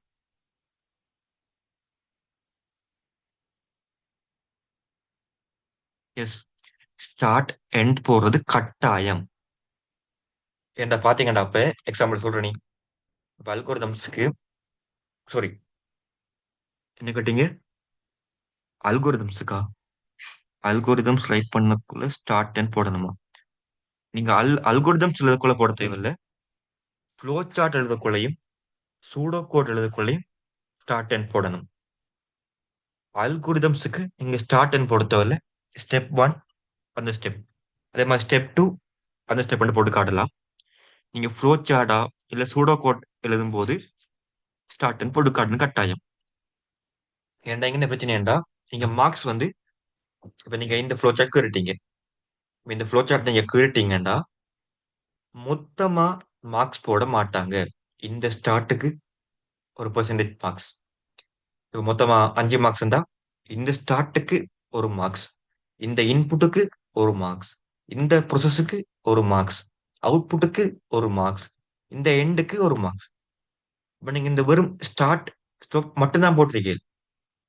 இதுக்குள்ள எதுவும் எழுதாட்டியும் உங்களுக்கு 2 மார்க்ஸ். ஏன்? பேசிக்கானதை இந்த ஸ்டார்ட்டும் ஸ்டாப்பும் தான். அப்ப இங்க மொத்தமா மார்க்ஸ் இல்ல, step by step marks. Algorithms எழுதும் போது நீங்க ஸ்டார்ட் அண்ட் போட தேவையில்ல. ஃப்ளோ சார்ட் சூடோ கோட் எழுதும் போது ஸ்டார்ட் அண்ட் கட்டாயம். இப்ப நீங்க போடலண்டா பிழை. உங்களுக்கு பேலன்ஸ் உள்ள வர மார்க்ஸ் ஒன்றும் வராது. இப்ப நீங்க இந்த ஸ்டார்ட் ஸ்டாப் போடாம இது மூணும் எழுதிருந்தீங்கன்னா அதை பார்க்க மாட்டாங்க. நான் பேசிக்கானது ஸ்டார்ட் ஸ்டாப். நமக்கு உள்ள வர போற விடை தெரியாட்டியும் first என்ன செய்யணும்? ஸ்டார்ட் டைம் எண்ட் டைம் போட்டு வச்சுக்கொள்ளணும். அதுக்கு நமக்கு ஃப்ரீயா மார்க்ஸ் வந்துடும் ஈஸியா. அந்த மார்க்ஸ் செய்ய மாட்டோம் நம்ம. சரிதானே? இப்ப ஸ்டார்ட் எண்டுக்கு வந்து நீள்வட்டம், அதே மாதிரி இன்புட் அவுட்புட்டுக்கு வந்து சாய் சதுரம், அதே மாதிரி ப்ரொசஸ் செவ்வகம். இப்ப இங்க பார்த்தோம்னா எங்க எக்ஸாம்பிள் நம்மட ஃபர்ஸ்ட் வந்து முதலாவது எண்ணெய் வாங்குதுல, அப்ப இதுக்கு முந்தைய நம்ம ஸ்டார்ட் பண்ணி வச்சுக்கொள்ளணும். அங்க ஒரு இன்புட் வாங்க போறோம்னாலே அதுக்கு முந்தைய நம்ம என்ன செய்யணும்? இன்புட் வாங்குறதுக்கு முன்னாலேயே நம்ம ஸ்டார்ட் பண்ணி வச்சுக்கொள்ளணும். அவுட்புட்டை கண்டதுக்கு பிறகு என் பண்ணி விடணும். இப்ப இந்த ப்ரொசஸுக்கு முன்னாலேயே ஒரு ஸ்டார்ட் வரும், இந்த ப்ரொசஸுக்கு பிறகு ஒரு எண் வரும். அது ஓகே. இரண்டாவது செவ்வகம் வந்து ப்ரொசஸுக்கு இருக்கட்டும். முதலாவது எண்ணை வழங்குதல் அதே மாதிரி இரண்டாவது எண்ணை வழங்குதல். என்னது? இன்புட். இன்புட்டுக்கு என்ன பார்த்தோம்? சாய் சதுரம். ஃபர்ஸ்ட் வந்து நீள்வட்டம் பாருங்க ஸ்டார்ட். அதுக்கு பிறகு இன்புட்டை வாங்குறோம். என்னது? சாய் சதுரம். அடுத்த இன்புட்டை வாங்குறேன். இப்ப இங்க என்னண்டா? 2 இன்புட்டை வாங்குறோம். இப்ப நீங்க தனித்தனிய 2 சாய் சதுரம் போட்டாலும் சரிதான். இல்லைண்டா ஒரு சாய் சதுரத்துக்குள்ளேயே ஒரு இன்புட்டுக்குள்ளேயே நீங்க ரெண்டையும் கொடுத்தாலும் சரிதான். நீங்க எப்படியும் எழுதலாம், அது பிரச்சனை இல்லை. நீங்க தனித்தனியா இன்புட் ஏ இன்புட் பி என்றும் வாங்கலாம், இல்ல ஒன்றுக்குள்ளேயே இன்புட் ஏ கமா பி என்றும் வாங்கலாம். அது உங்களோட விருப்பம். உங்களுக்கு எது ஈஸியோ அதை நீங்க செஞ்சுட்டு போகலாம். ஒன்றுக்குள்ளதான் போடணும், தனித்தனியே போடணும் மட்டும் கட்டாயம் இல்லை. உங்களுக்கு எது ஈஸியோ அதை நீங்க கண்டினியூ பண்ணிட்டு போகலாம். இப்போ ஸ்டார்ட் பண்ணிட்டேன், இங்க ஒரு எண் இருக்குது, இன்புட்டை வாங்கிட்டேன். இப்ப இங்க என்ன வருது? 2 எண்களையும் கூட்டுதல். இப்ப இங்க பார்த்தோம்னா அது ரெண்டையும் கூட்டுறது வந்து ஒரு வேலை, ஒரு ப்ரொசஸ். ஒரு ப்ரொசஸ்ன்றது வந்து ஒரு வேலை. அப்ப அந்த வேலைக்கு வந்து செவ்வகம். சரிதானே? அப்போ ஸ்டார்ட் பண்றதுக்கு வந்து நீள்வட்டம், உள்ளீட வாங்குறதுக்கு சாய் சதுரம், அந்த வாங்கின உள்ளீட வச்சு ஒரு வேலை செய்யறதுக்கு ஒரு ப்ரொசஸ் செய்யறதுக்கு வந்து செவ்வகம். அதுக்கு பிறகு வெளியீடு நம்ம ஏற்கனவே பார்த்த மாதிரி தான். வெளியீடுக்கு வந்து அதே மாதிரி சாய் சதுரம். வெளியீடு கண்டதுக்கு பிறகு நான் முடிக்கணும் தானே? எக்ஸாம்பிள் ஒரு நான் என்ன செய்றேன்? கம்ப்யூட்டர் ஆன் பண்றேன், ஸ்டார்ட் பண்றேன். ஸ்டார்ட் பண்ணி என்ன செய்றேன்? கல்குலேட்டர் ஆப்பை ஓபன் பண்றேன். சரிதானே? அப்ப நான் கல்குலேட்டர் ஆப் ஓபன் பண்ணணும்டா அதுக்கு முன்னாடி தான் என்ன செஞ்சிருக்கணும்? கம்ப்யூட்டரை ஸ்டார்ட் பண்ணி இருக்கணும், இல்லாட்டி ஒன் பண்ணி இருக்கணும். நான் கம்ப்யூட்டரையே ஒன் பண்ணாம ஆப் ஓபன் பண்ணலாமா? ஓபன் பண்ண இயலாது. அப்ப ஃபர்ஸ்ட் வந்து ஸ்டார்ட் பண்ணணும். அதுக்கு பிறகு என்ன செய்றேன்? ஆப்புக்கு வந்துட்டேன். ஃபர்ஸ்ட் முதலாவது நம்பரை கொடுக்குறேன், ரெண்டாவது நம்பரை கொடுக்குறேன், கொடுத்த 2 நம்பரையும் கூட்டுறேன், ஒரு விட வருகிறது. ஓகே. இங்க ஒரு சாய்ஸ் தூரம், அவுட்புட் ஓகே. இப்ப விடையை கண்டாச்சுன்னு போட்டு அப்படியே விட்டுட்டு போறதா நம்ம? நமக்கு நம்ம எதிர்பார்த்த விட நமக்கு வந்துச்சு, அப்படியே விட்டுட்டு போறதா? இல்ல. அங்க எப்படி ஸ்டார்ட் பண்ணமோ, அந்த கம்ப்யூட்டரை எப்படி ஒன் பண்ணமோ அதே மாதிரி ஆஃப் பண்ணி விடணும். அப்ப இங்க எப்படி ஸ்டார்ட் பண்ணமோ அதே மாதிரி என் பண்ணி விடணும். இப்ப ஸ்டார்ட் ரெண்டு ஒன்று வந்துச்சுண்டா என் கட்டாயம் வரணும். சரிதானே? அந்த ஸ்டார்ட் எண்டுக்கு உள்ளதா மத்த எல்லா விஷயமும் நடக்கும். அந்த ஸ்டார்ட் எண்டுக்கு உள்ளதா மத்த எல்லா விஷயமும் நடக்கும். பேசிக்கானது ஸ்டார்ட், ஸ்டாப். அதுக்குள்ளதான் மத்த எல்லாமே. இன்புட் சரி, அவுட்புட் சரி, ப்ராசஸ் சரி, எல்லாமே அந்த ஸ்டார்ட் எண்டுக்குள்ளதான் வரும். சரிதானே?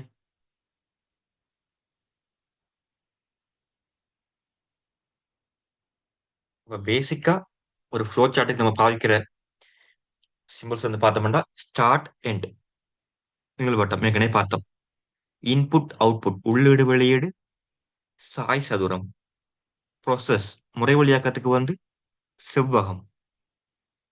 Decision, diamond shape. இந்த டிசிஷன் எங்க பயன்படுத்த போறோம்டா, நம்ம ஆல்ரெடி பார்த்தோம் செலெக்ஷன்ல. இப்ப இங்க இருந்து பாரேன், இங்க வீடு இருக்குது. நான் இந்த ரோட்டாலையும் போகலாம், இந்த ரோட்டாலையும் போகலாம். அதான் செய்யணும், இங்க இருந்து ஒரு முடிவு எடுக்கணும். நான் இந்த ரோட்டால போக போறேன்னா, இல்ல இந்த ரோட்டால போக போறேன்னா என்ன செய்யணும், முடிவு எடுக்கணும். அப்ப அதே மாதிரி தான் இங்கேயும் என்ன செய்ய போறேன், நான் ப்ரொசஸ் எழுதி நான் இந்த பக்கத்தால போக போறேனா இல்ல இந்த பக்கத்தால போக போறேனாண்டு முடிவெடுக்கிறதுக்கு தான் இந்த டிசிஷனை பயன்படுத்தும். அப்ப எங்கெல்லாம் செலெக்ஷன் நம்ம யூஸ் பண்ண போறோமோ அங்கெல்லாம் கட்டாயம் இந்த டிசிஷன் என்ற குறியீடு இருக்கும்.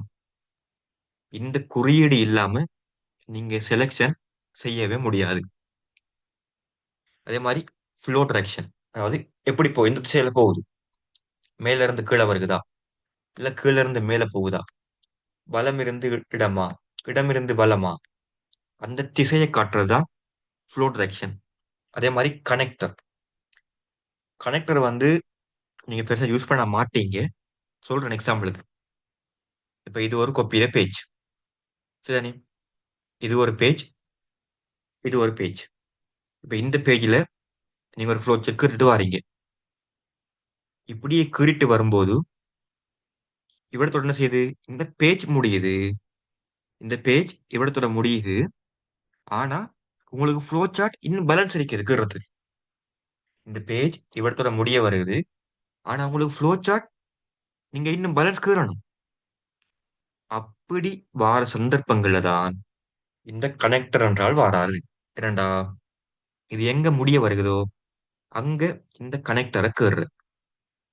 இவ்வளவு ஒரு அவுட்புட் வருதுன்னா இந்த அவுட்புட்டோட ஒரு கனெக்டரை கொடுக்குற இவ்வளவு கனெக்டரை கொடுத்துட்டு அடுத்த பேஜுக்கு வந்து கனெக்டரை போட்டு ஸ்டார்ட் பண்ணிட்டு கண்டினியூ பண்ற.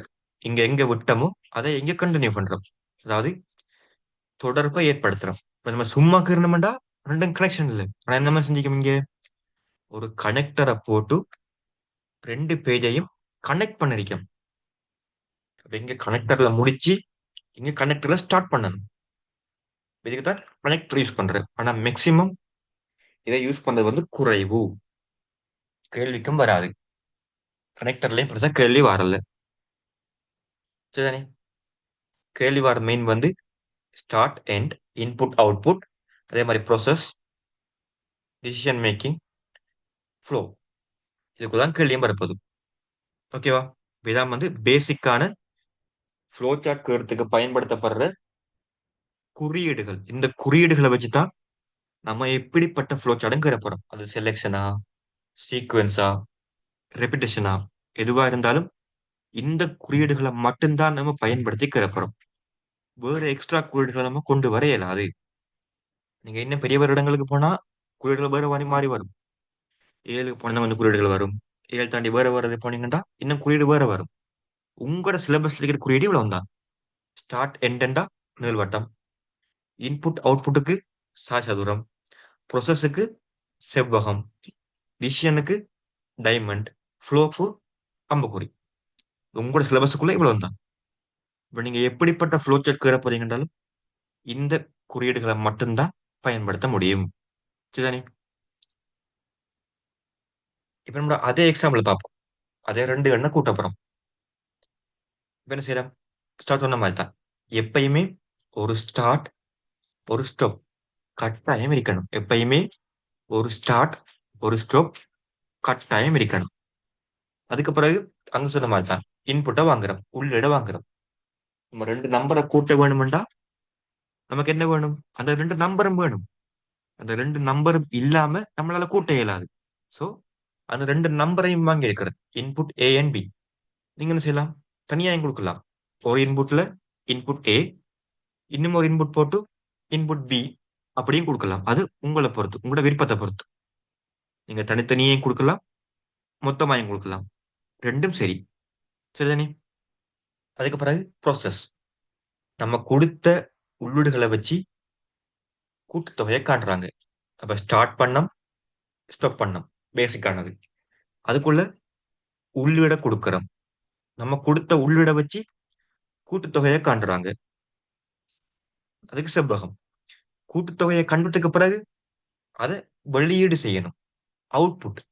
இப்ப இன்புட்டுக்கும் அதே சாய்ச தூரம் தான், அவுட்புட்டுக்கும் அதே சாய்ச தூரம் தான். சரிதானே?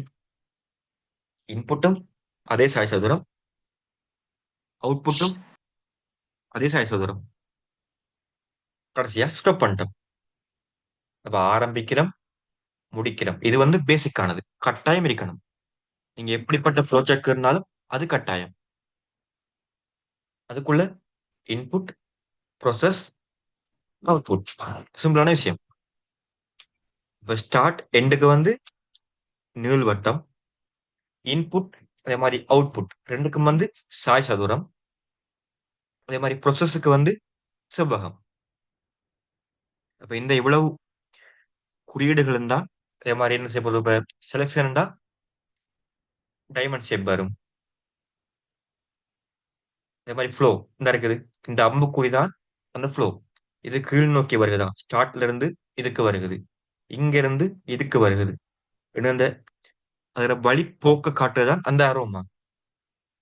அப்ப இந்த இவ்வளவு குறியீடுகளும் தான் நீங்க கீழ போற எல்லா ஃப்ளோ சார்ட்டுக்கும் வரும். இப்ப இத நம்ம ஃபைனல் எக்ஸாம் படி பார்த்தோம்டா, ஃபைனல் எக்ஸாம்ல வந்து உங்களுக்கு ஃப்ளோ சார்ட் கீழ சொல்லி வராது.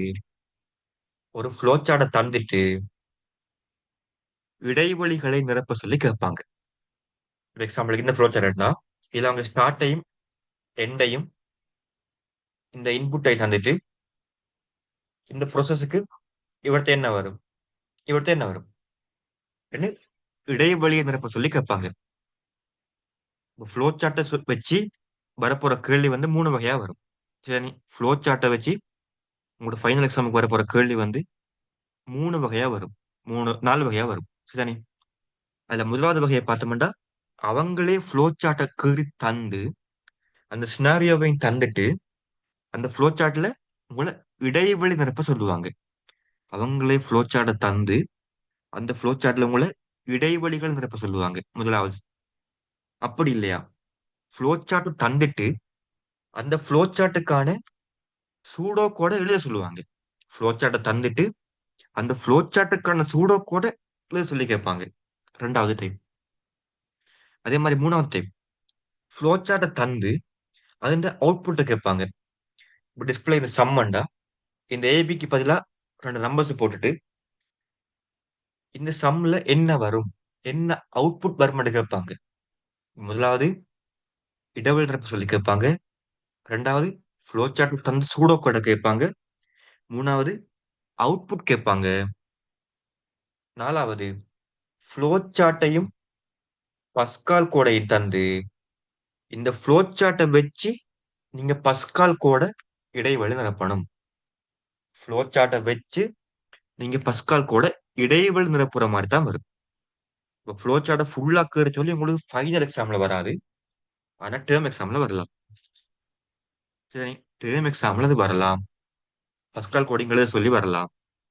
ஆனா ஃபைனல் எக்ஸாம்ல வந்து உங்களுக்கு பஸ்கால் கோடிங்கையும் ஃபுல்லா எழுத சொல்லி வராது, ஃப்ளோ சார்ட்டையும் ஃபுல்லா கேற சொல்லி வராது. சரிதானே?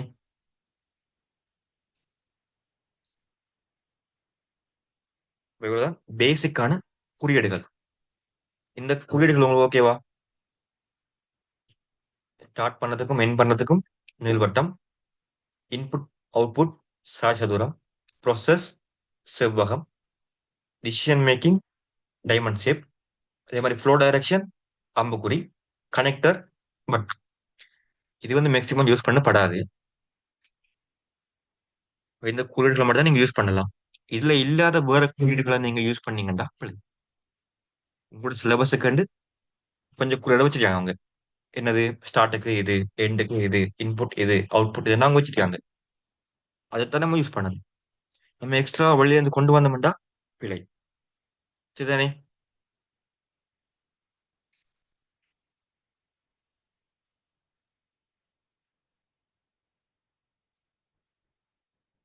சிம்பிள் நான் ஒரு கேள்வி கேட்கிறேன். ஃப்ளோ சார்ட் கீறத்தால என்ன நன்மை கிடைக்கலாம் நமக்கு? இப்படி எல்லாரும் முன்னாடி படிச்சிருப்பீங்க. அப்படி உங்களுக்கு இப்போ செகண்ட் டைம் வரப்போகுது. இந்த ஃப்ளோ சார்ட் கீறத்தால நமக்கு என்ன நன்மை? செட்டில் போடுங்க அப்போ, தெரிஞ்சாக்கள். இந்த ஃப்ளோ சார்ட் கீறத்தால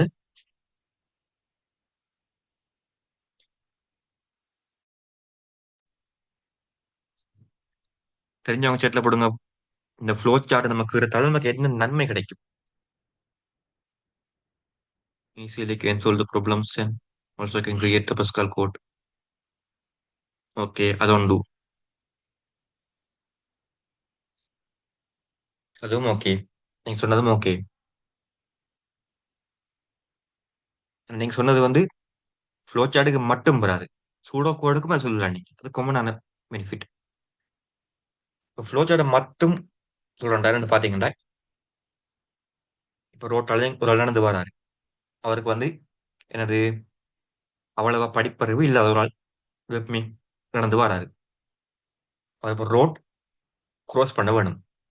ரோட் எப்படி போகுது, அவர் இங்க இருக்காரு, ரோட cross பண்ண வேணும் அவரு. இப்ப இந்த இடத்துல என்ன செஞ்சாங்கன்னா, இது பாதசாரி கடவை என்று எழுதி போட்டிருக்காங்க. இது பாதசாரி கடவை என்று எழுதி போட்டிருக்காங்க. அதே இந்த இடத்த வந்து அந்த பாதசாரி கடவைக்கான படத்தை போட்டிருக்காங்க.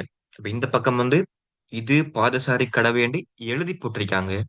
இந்த பக்கம் இது பாதசாரி கடவை என்று அதுக்கான படத்தை போட்டிருக்காங்க. அப்ப அந்த நபருக்கு அந்த படத்தை பார்த்தா ஈஸியா விளங்குமா, அதை வாசிச்சா ஈஸியா விளங்குமா? அவர் வந்து ஆல்ரெடி படிப்பதுல கொஞ்சம் கம்மி. அப்ப அவருக்கு அந்த வாசிச்சு விளங்கி கொடுத்த விட அந்த படத்தை பார்க்கறதால இன்னும் ஈஸியா விளங்கி கொள்ளலாம். இப்ப நம்மளே பார்ப்போமே. இப்ப உங்களோட புக்ஸ்ல தமிழ் பாட்டு எழுதமாண்டா, இப்ப தமிழ் இலக்கியத்துல நிறைய பாட்டுகள் இருக்குது. அந்த பாட்டுகள்ல ஏதாவது ஒரு பாட்டை கேட்டா அந்த புக்கை பார்க்காம நீங்க ஃபுல்லா சொல்லுவீங்களா? ஏதாவது ரெண்டோ ஒரு புக்ல ஒரு பாட்டை கேட்டா நீங்க புக்கை பார்க்காம எதையும் ரிஃபர் பண்ணாம சொல்லுவீங்களா அந்த பாட்டை? சொல்ல மாட்டீங்க. ஆனா அதே இது ஒரு படத்துல பார்த்த பாட்டை கேட்டா ஈஸியா வரும். புக்ல இருக்கிற பாட்டை சொல்றதை விட படத்துல பார்த்த பாட்டை நம்ம சொன்னோம்னா ஈஸியா வரும். என்ன காரணம்? புக்ல நம்ம வாசிச்சு பார்த்து விளங்கி எடுக்கிறோம். ஆனா படத்துல டிரெக்டா கண்ணால பாக்குறோம், நம்மட காது டிரெக்டா கேட்குது. இப்ப வாசிச்சு விளங்கி கொடுத்த விட நம்ம பார்த்து விளங்கி கொள்றது இன்னும் பெட்டர். அதுக்காகத்தான் இந்த ஃப்ளோ சார்ட் நிறைய பேர் பயன்படுத்துவாங்க. ஃப்ளோ சார்ட்ற முக்கியமான பயன் வந்து விளங்கி கொள்றதுக்கு மிச்சம் ஈஸி. அது பஸ்கால விடையும் சரி, சுடோகோட விடையும் சரி, விளங்கி கொள்றது மிச்சம் ஈஸி. ஏன்? படிச்சவன் மட்டும்தான் இதை விளங்கிக் கொள்வான் இல்லை, படிக்காத மக்களாலையும் இதை பார்த்தா விளங்கிக் கொள்ள முடியும். ஏன்? அது வெறும் ஒரு படம். அப்ப எழுத்தை விட படத்தை பார்த்தா நமக்கு ஈஸியா விளங்கும். சரிதானே?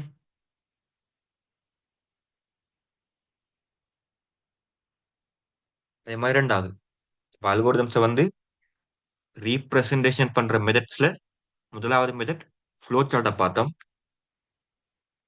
அதே மாதிரி ரெண்டாவது மெத்தட் வந்து சூடோ கோட். முதலாவது மெத்தட் ஃப்ளோ சார்ட், ரெண்டாவது மெத்தட் வந்து சூடோ கோட். சரிதானே? இப்போ ஃப்ளோ சார்ட்ல வந்து என்ன செஞ்சோம்? குறியீடுகளை பயன்படுத்தினோம். ஃப்ளோ சார்ட்ல வந்து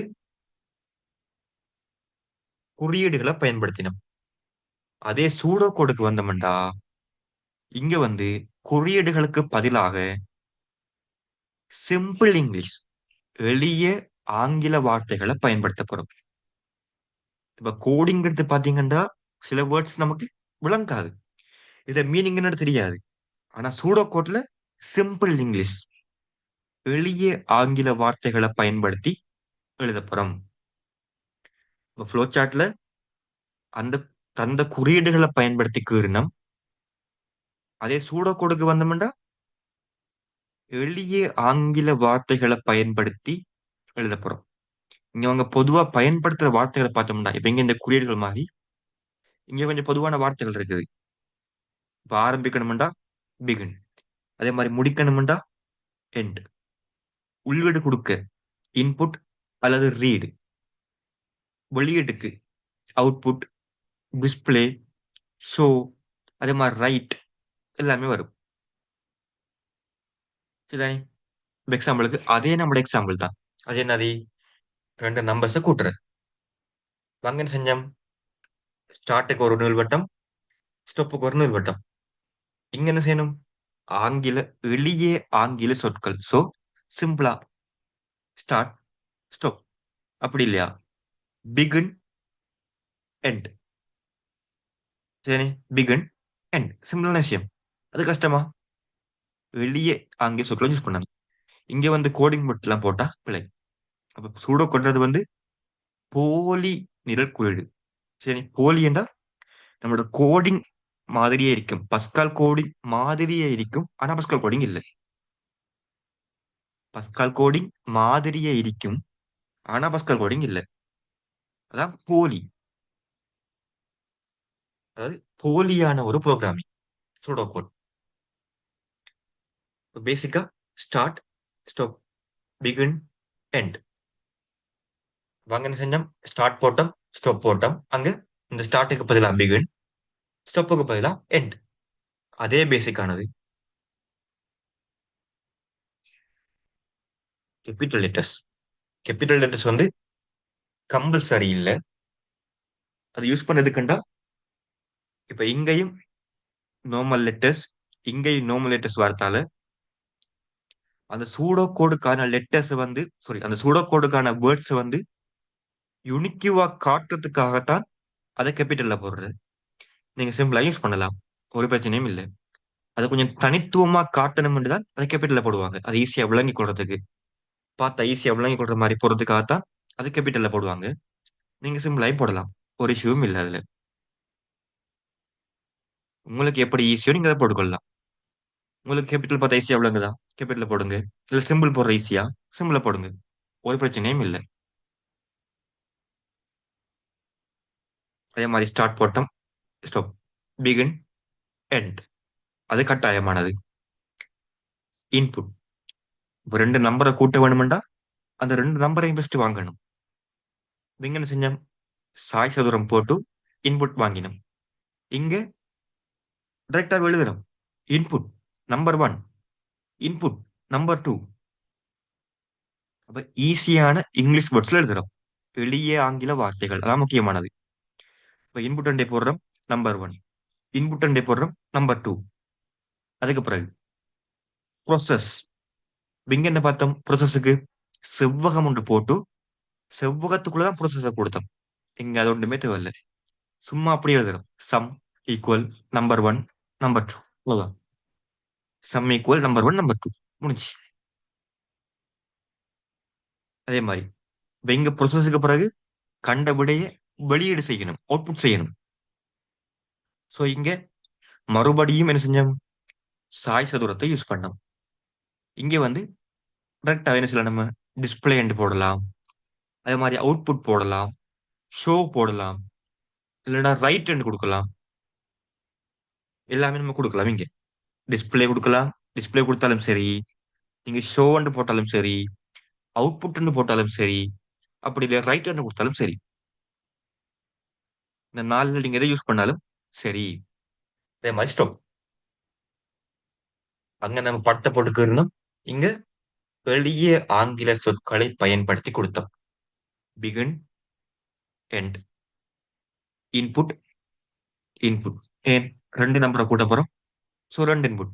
இங்கே நம்ம என்ன செய்யலாம், ஒன்ல கொடுக்கலாம். என்ன செய்யலாம் அப்படி, input number one comma number two, வேலை முடிச்சு. இப்படி தனித்தனியே கொடுத்தாலும் ஓகே தான், மொத்தமா கொடுத்தாலும் ஓகே தான். Input number one comma number two, வேலை முடிச்சு. இல்லை இப்படி கொடுக்கலாம், input number one input number two ஒன்னே தனித்தனியே கொடுக்கலாம், ஒரு பிரச்சனையும் இல்லை. ஃப்ளோ சார்ட்ல அவங்க தார குறியீடுகளை பயன்படுத்தி நீங்க கீறணும். சூடோ கோட்ல எளிய ஆங்கில வார்த்தைகளை பயன்படுத்தி நீங்க கீறணும். ஃப்ளோ சார்ட்டுக்கு எப்படி கோடு மட்டும் பார்த்தோம், சூடோ கோடுக்கும் அதே மாதிரி தான். சூடோ கோடை என்ன செய்வாங்க, sometime fill in the blanks மாதிரி தருவாங்க. அப்படி இல்லாட்டி ஆல்ரெடி பார்த்த மாதிரி ஃப்ளோ சார்ட்டை தந்துட்டு சூடோ கோடை கேட்பாங்க. ஃப்ளோ சார்ட்டை தந்துட்டு சூடோ கோடை கேட்பாங்க.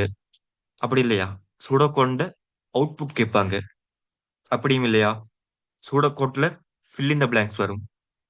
அப்படியும் இல்லாட்டி லாஸ்ட் ஆப்ஷன், சூடோ கோட் தந்துட்டு பஸ்கால் கோடையும் அவங்களே தந்து இந்த சூடோ கோடை வச்சு பஸ்கால்ல ஃபில் இன் த பிளாங்க்ஸ். சரி, பஸ்கால்ல ஃபில் இன் த பிளாங்க்ஸ் தான் வரும். திரும்ப சொல்றேன், உங்களுக்கு எப்படி பஸ்கால் கோட அப்படியே எழுத சொல்லி கேள்வி வராது. பஸ்கால் கோட்ல ஃபில் இன் த பிளாங்க்ஸ் தான் வரும். பஸ்கால் கோட அப்படியே ஃபுல்லா எழுதுங்கன்னு கேள்வி வராது. சரிதானே, பஸ்கால் கோட ஃபில் இன் த பிளாங்க்ஸ் தான் வரும். அதே மாதிரி தான் ஃப்ளோ சார்ட்டுக்கும். ஃப்ளோ சார்ட் அப்படி கேட்கறது வராது. ஃப்ளோ சார்ட்டும் ஃபில் இன் த பிளாங்க்ஸ். ஆனா சூடோ கோட எழுத சொல்லி வரும், வரலாம்.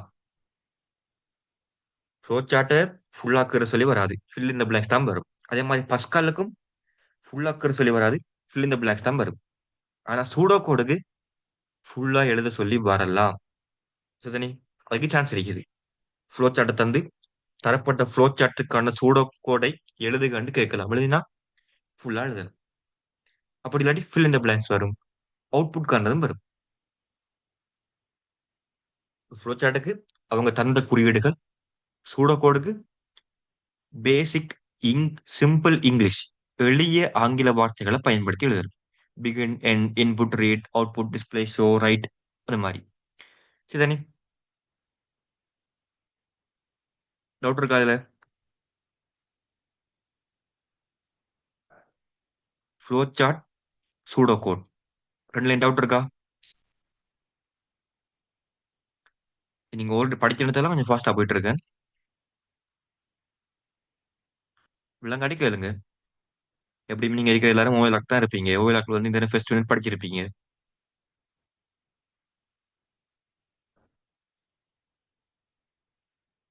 இப்போ வந்து எக்ஸாம்பிள் பார்ப்போம், எக்ஸாம்பிள் வச்சு பார்ப்போம்.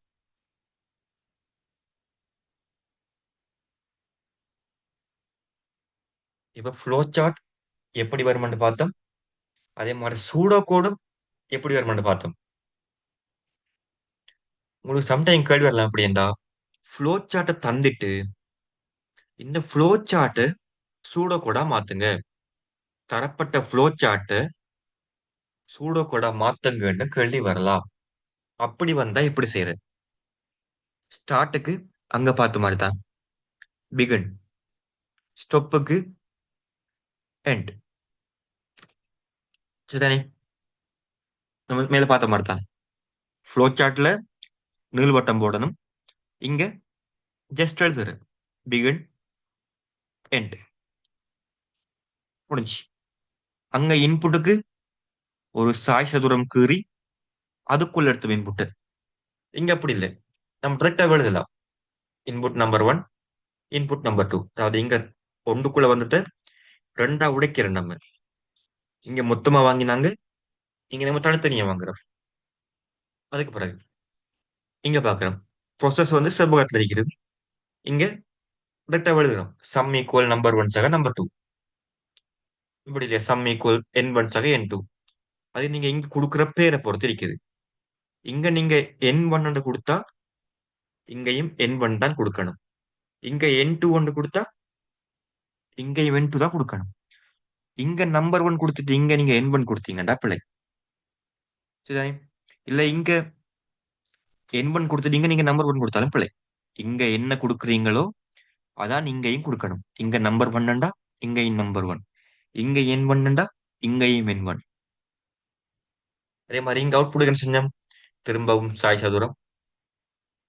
இங்க வந்து அப்படியே பார்த்தோம்னா டைரக்டாவே டிஸ்பிளே சம், இல்லாட்டி அவுட்புட் சம். ஸ்டாப்புக்கு எண்ட். ஒப்பிட்டு பார்க்கிறோம். இங்க இது வந்தா இங்க இது வரும். இங்க இது வந்தா இங்க இது வரும். இங்க இது வந்தா இங்க இது வரும். இங்க இது வந்தா இங்க இது வரும். இங்க இது வந்தா இங்க இது வரும். ஒரு பார்த்த மாதிரி தான். இப்ப நம்ம கம்பேர் பண்ணி எழுத பழகிக்கொள்ளணும். அங்க நீள்வட்டம் வந்தா இங்க பிகின் என்று வரணும். அதே மாதிரி கீழே நீள்வட்டம் வந்துச்சுண்டா இங்க எண்ட் என்று வரணும். சாய் சதுரத்து கண்டா ஒன்று இன்புட், அப்படி இல்லாட்டி அவுட்புட். சாய் சதுரம் வந்தாலே ஒன்று இன்புட்டா வரணும், இல்லாட்டி அவுட்புட்டா வரணும். அதே மாதிரி செவ்வகத்தை கண்டோம்டா ப்ரோசஸ். இப்ப நீள்வட்டத்தை மேல கண்டோம்டா பிகன், கீழே கண்டா எண்ட். சாய் சதுரத்தை கண்டோம்டா ஒன்று இன்புட் இல்லைண்டா அவுட்புட். செவ்வகத்தை பார்த்தோம்டா என்னது? ப்ரோசஸ். சிம்பிளான விஷயம். ஓகேவா?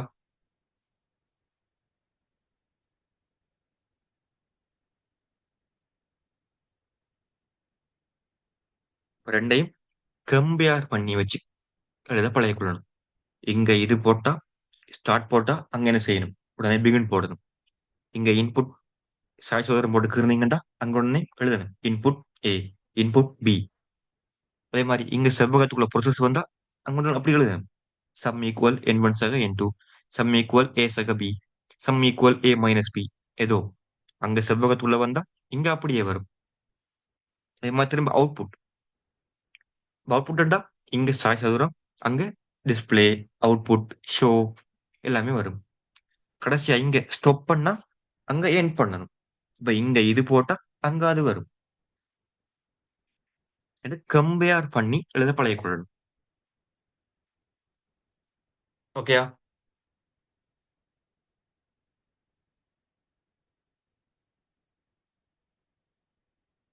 இன்றைக்கு பார்த்தது ஃபுல்லா உங்களுக்கு ஓகேயா? ப்ரோக்ராமிங் என்றா என்ன, அதே மாதிரி கணனி என்ற அடிப்படை கூறுகள், ஒரு பிரச்சனையை நம்ம எப்படி பகுப்பாய்வு செய்யணும், அதே மாதிரி அல்கோரிதம்ஸ் நெறிமுறைகள் என்றா என்ன, ஒரு சரியான நெறிமுறை எப்படி இருக்கணும், அதே மாதிரி கண்ட்ரோல் ஸ்ட்ரக்சர்ஸ் என்றா என்ன, அதன் வகைகள் சீக்வென்ஸ் என்றா என்ன, செலக்ஷன் என்றா என்ன, ரெப்பிடேஷன் என்றா என்ன, அதே மாதிரி ஃப்ளோ சார்ட், சூடோ கோட் இவ்வளோத்தையும் பார்த்தோம்.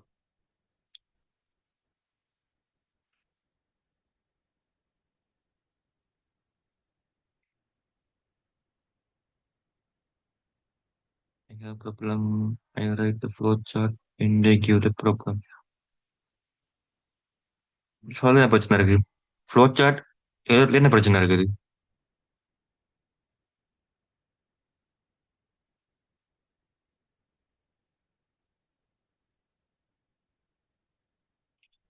என்ன ப்ராப்ளம் கொஞ்சம் சொன்னா ஈஸியா விளங்கும்.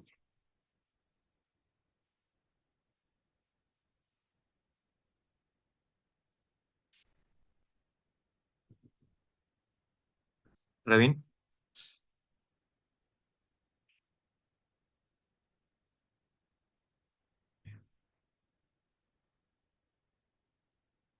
எடுத்த உடனே ஃப்ளோ சார்ட்டை ஃபுல்லா கேட்கணும் மாட்டி இல்லை. ஃபர்ஸ்ட் சொன்ன மாதிரி தான் ஸ்டெப் பை ஸ்டெப்பா தான் வரணும்.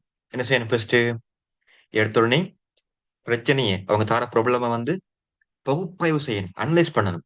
இன்புட் தனியா எடுத்து வைக்கணும், அவுட்புட் தனியா எடுத்து வைக்கணும், ப்ரொசஸர் தனியா எடுத்து வைக்கணும். அந்த ஃபர்ஸ்ட் ஸ்டெப் பை ஸ்டெப்பா வரணும். எடுத்த உடனே ஃப்ளோ சார்ட்டுக்கு போகக்கூடாது. போனா வராது. ஃபர்ஸ்ட் என்ன செய்யணும்? இன்புட் தனியா எடுத்து வைக்கிறோம், ப்ரொசஸ் தனியா எடுத்து வைக்கிறோம், வெளியீடு தனியா எடுத்து வைக்கிறோம். அதுக்கு பிறகு என்ன செய்யணும்? அல்கோரிதம்ஸுக்கு வரணும். ஃபர்ஸ்ட் இதை செய்யணும், ரெண்டாவது இந்த ஸ்டெப்புக்கு போகணும், மூணாவது இந்த ஸ்டெப்புக்கு போகணும். அந்த அல்கோரிதம்ல வரணும். அல்கோரிதம் நம்மகிட்ட இருந்ததுக்கு பிறகுதான் ஃப்ளோ சார்ட்டுக்கு வரணும். ஃபர்ஸ்ட் வந்து தார ப்ராப்ளம்ஸ் வந்து அனலைஸ் பண்ணணும். அனலைஸ் பண்ணி அதை அல்கோரிதமுக்கு மாத்தணும், நெறிமுறைக்கு மாத்தணும். ஸ்டெப் பை ஸ்டெப்பா மாத்தணும். மாத்திட்டு அதுக்கு பிறகுதான் ஃப்ளோ சார்ட்டோ சூடோ கோடோ எடுக்கணும். சரிதானே? அப்படி செஞ்சு பாருங்க, ஈஸியா வரும். இப்ப பேசிக்கானது ஃபர்ஸ்ட் வந்து பிரச்சனையை வந்து அனலைஸ் பண்ணிக்கொள்ளணும். நிறைய பேர் செய்ற பிழைதான். எடுத்த உடனே ஃப்ளோ சார்ட் கருவாங்க, சூடோ கோட் எழுதுவாங்க, இல்லைன்னா பஸ்கல் கோடிங் எழுதுவாங்க, விடை வராது. எப்படி வரும்? ஃபர்ஸ்ட் அந்த பிரச்சனையை வந்து நம்ம என்ன செய்யணும்? அனலைஸ் பண்ணணும். இன்புட் என்ன வரும், அவுட்புட் என்ன வரும், இதுக்கு ப்ரோசஸ் எப்படி நடக்கும்னு அனலைஸ் பண்ணணும். இப்படி அனலைஸ் பண்ணா மட்டும்தான் என்ன செய்யணும், நம்ம நெறிமுறை எழுத வரும். அப்படி நெறிமுறை எழுதி போட்டு அதை வச்சு நம்ம ப்ரொஜெக்ட் வந்தோம்டா இன்னும் ஈஸியா இருக்கும். இதுதானே? ஃபர்ஸ்ட் அனலைஸ் பண்ணி இன்புட் ப்ரோசஸ் அவுட்புட் தனியே மூணு தனித்தனியை கண்டுட்டு அதை வச்சு அல்கோரிதம் எழுதி அல்கோரிதம் வச்சு ஃப்ளோ சார்ட் எடுக்கிறோம். எடுத்த உடனே ப்ராப்ளம் வாசிக்கிறேன் ஃப்ளோ சார்ட் எடுக்கிறேன்டா வராது. சரிதானே? அது ஃப்ளோ சார்ட் இருந்தாலும் சரி, சூடோ கோட் இருந்தாலும் சரி, ஃபர்ஸ்ட் வந்து அனலைஸ் பண்ணணும். தந்த ப்ராப்ளம் அனலைஸ் பண்ணதுக்கு பிறகு அல்கோரிதமுக்கு மாத்தணும். அதுக்கு பிறகுதான் அது ஃப்ளோ சார்ட்டோ சூடோ கோடோ கீறணும். சரிதானே? ஃபர்ஸ்ட் எப்பயுமே அனலைஸ் தான் பண்ணணும். அதான் முக்கியமானது. நீங்க அனலைஸ்ல பிழை விட்டீங்கன்னா அங்கெல்லாம் மொத்தமா பிழை.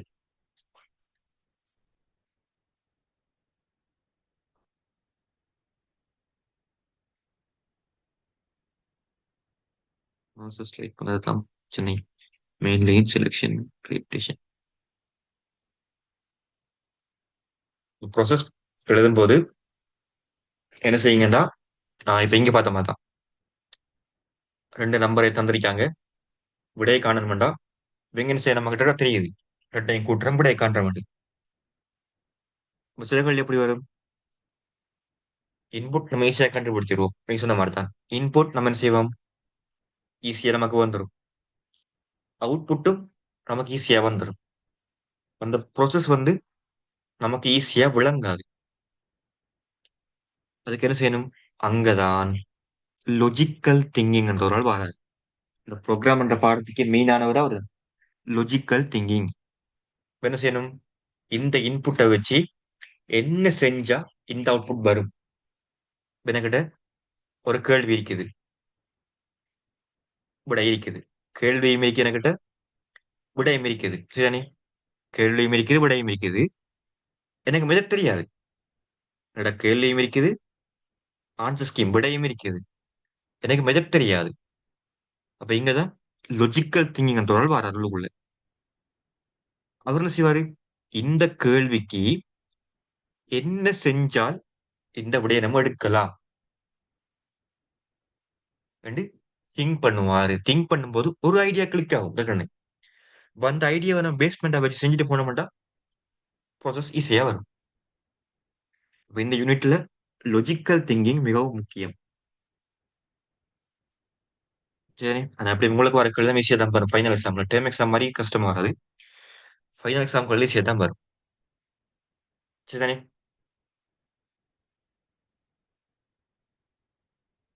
அப்ப தந்த இன்புட்டையும் அவுட்புட்டையும் நம்ம ஈஸியா கண்டுடலாம். அதை வச்சு நம்ம லாஜிக் பண்ணணும்.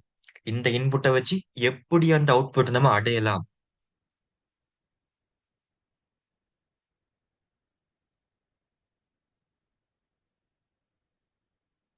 இப்ப நான் உங்களுக்கு பாஸ் பேப்பர் நான் கூட லாஸ்ட் இயர் கேள்வியும் இருக்குது. கேள்வியை காட்டுறேன் பாருங்க.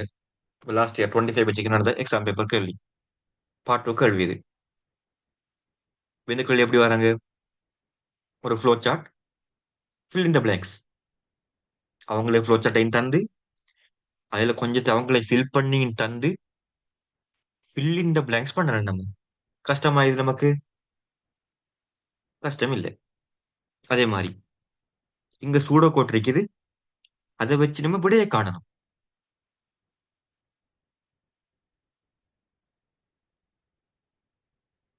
நமக்கு சூடோ கோட் இருக்குது, சூடோ கூட வச்சு நம்ம என்ன செய்யணும்? விடையை காணணும். பெரிய வேலை இல்லை. அதே மாதிரி இங்க பார்த்தோம்னா இங்கேயும் அதே மாதிரி தான். கோடை அவங்களே தாராங்க, சுடோ கோடை அவங்களே தாராங்க. அதை வச்சு அவங்க சொல்ற வேலை நம்ம செய்யணும். இங்கேயும் போய் விஷயம் இல்லை. அதே மாதிரி இங்க வந்தோம்னா இங்கேயும் அதே தான். நமக்கு இதே பார்த்த மாதிரி ஃப்ளோ சார்ட்டை தந்து சூடோ கூட கேறணும், சாரி எழுதணும். அப்ப எக்காரணத்தை கொண்டு உங்களுக்கு ஃப்ளோ சார்ட்டையோ பஸ்கால் கோடிங்கையோ ஃபுல்லா எழுதுங்க, ஃபுல்லா கேறுங்கன்னு சொல்ல மாட்டாங்க. ஃபில் இன் த பிளாங்க்ஸ் மாதிரி, இந்த இது மாதிரி ஃபில் இன் த பிளாங்க்ஸ் மாதிரி வரும். இல்லாட்டி தந்துட்டு அவங்களே தந்துட்டு கோடிங்க அவுட்புட் கேட்பாங்க. அப்படி இல்லாட்டி இப்ப இண்டக்கள் மாதிரி இந்த பி பாட பாருங்க. இது அவங்க தந்த சூடோ கோட்.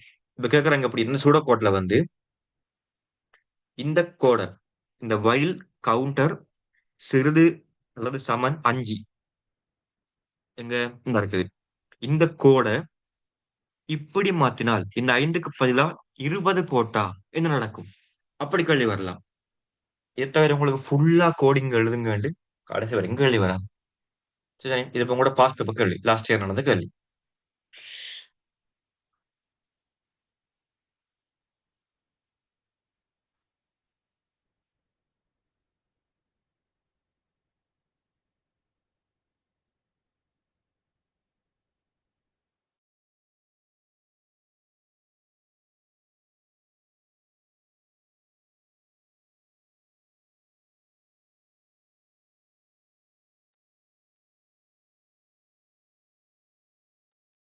இப்ப இன்னைக்கு பார்த்த விஷயத்துல உங்க டவுட் எதுவும் இருக்கா? நம்ம இன்னைக்கு பார்த்த விஷயங்கள்ல ப்ரோக்ராமிங் அண்ட் அதே மாதிரி algorithms, flow chart, pseudo code, control structures, அதே மாதிரி ப்ராப்ளம் வந்து அனலைஸ் பண்ணி கொள்றது, இதெல்லாம் உங்களுக்கு டவுட் எதுவும் இருக்கா?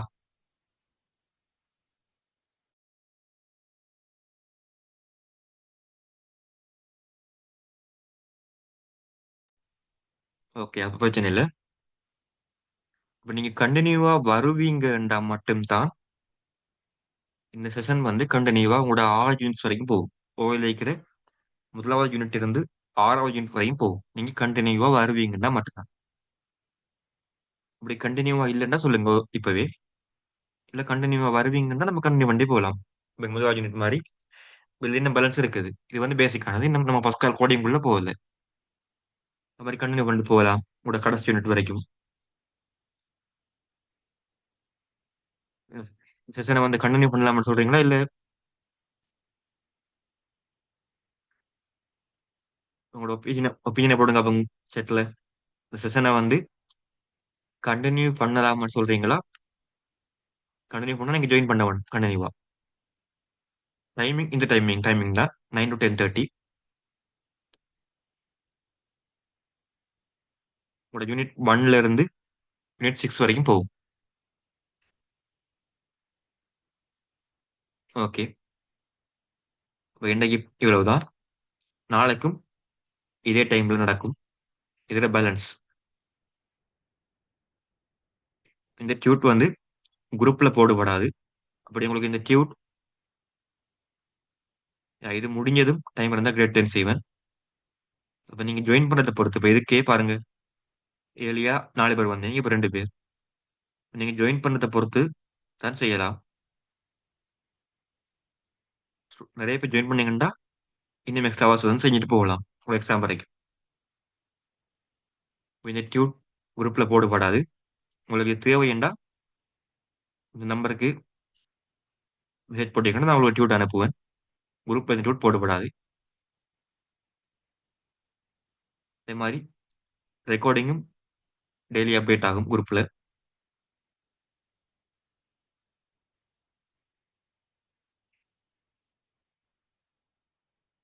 ஓகே, இதில் முடிக்கலாமா அன்னைக்கு?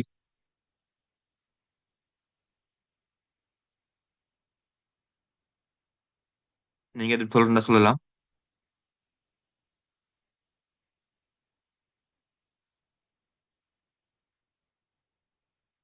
ஓகே, இப்போ இன்னைக்கு இதோட முடிப்போம். உங்களோட ஃபீட்பேக்ஸை வந்து குரூப்ல போட்டு விடுங்க. நீங்க இருக்கிற குரூப்ல வந்து போட்டு விடுங்க உங்களோட ஃபீட்பேக்ஸ். இன்னைக்கு எப்படி இருந்துச்சு கிளாஸ்? இல்லை எதுவும் அப்டேட் பண்ண வேணுமா, எதுவும் மாற்ற வேணுமா, இல்லை எப்படி விளங்குச்சு, இந்த மாதிரி உங்களோட ஃபீட்பேக்ஸை வந்து அது பாசிட்டிவோ நெகட்டிவோ ஃபீட்பேக்ஸை போட்டு விடுங்க குரூப்ல. ஓகே, இப்போ என்னோட முடிப்போம் இதை நம்ம இன்னைக்கு. நாளைக்கு வந்து இதே டைம்ல இதோட பேலன்ஸ் வந்து கண்டினியூ ஆகும். ஓகேவா? இப்ப நாளைக்கு வந்து ப்ரோக்ராமிங் லாங்குவேஜஸ்க்குள்ள போறோம். வெண்டைக்கு பார்த்தது வந்து பேசிக்கான கான்செப்ட். நாளைக்கு தான் மெயினானது ப்ரோக்ராமிங் லாங்குவேஜஸ். ஓகே, வெண்டைக்கு முடிப்போம் இதோட. நீங்க லீவ் ஆகலாம்.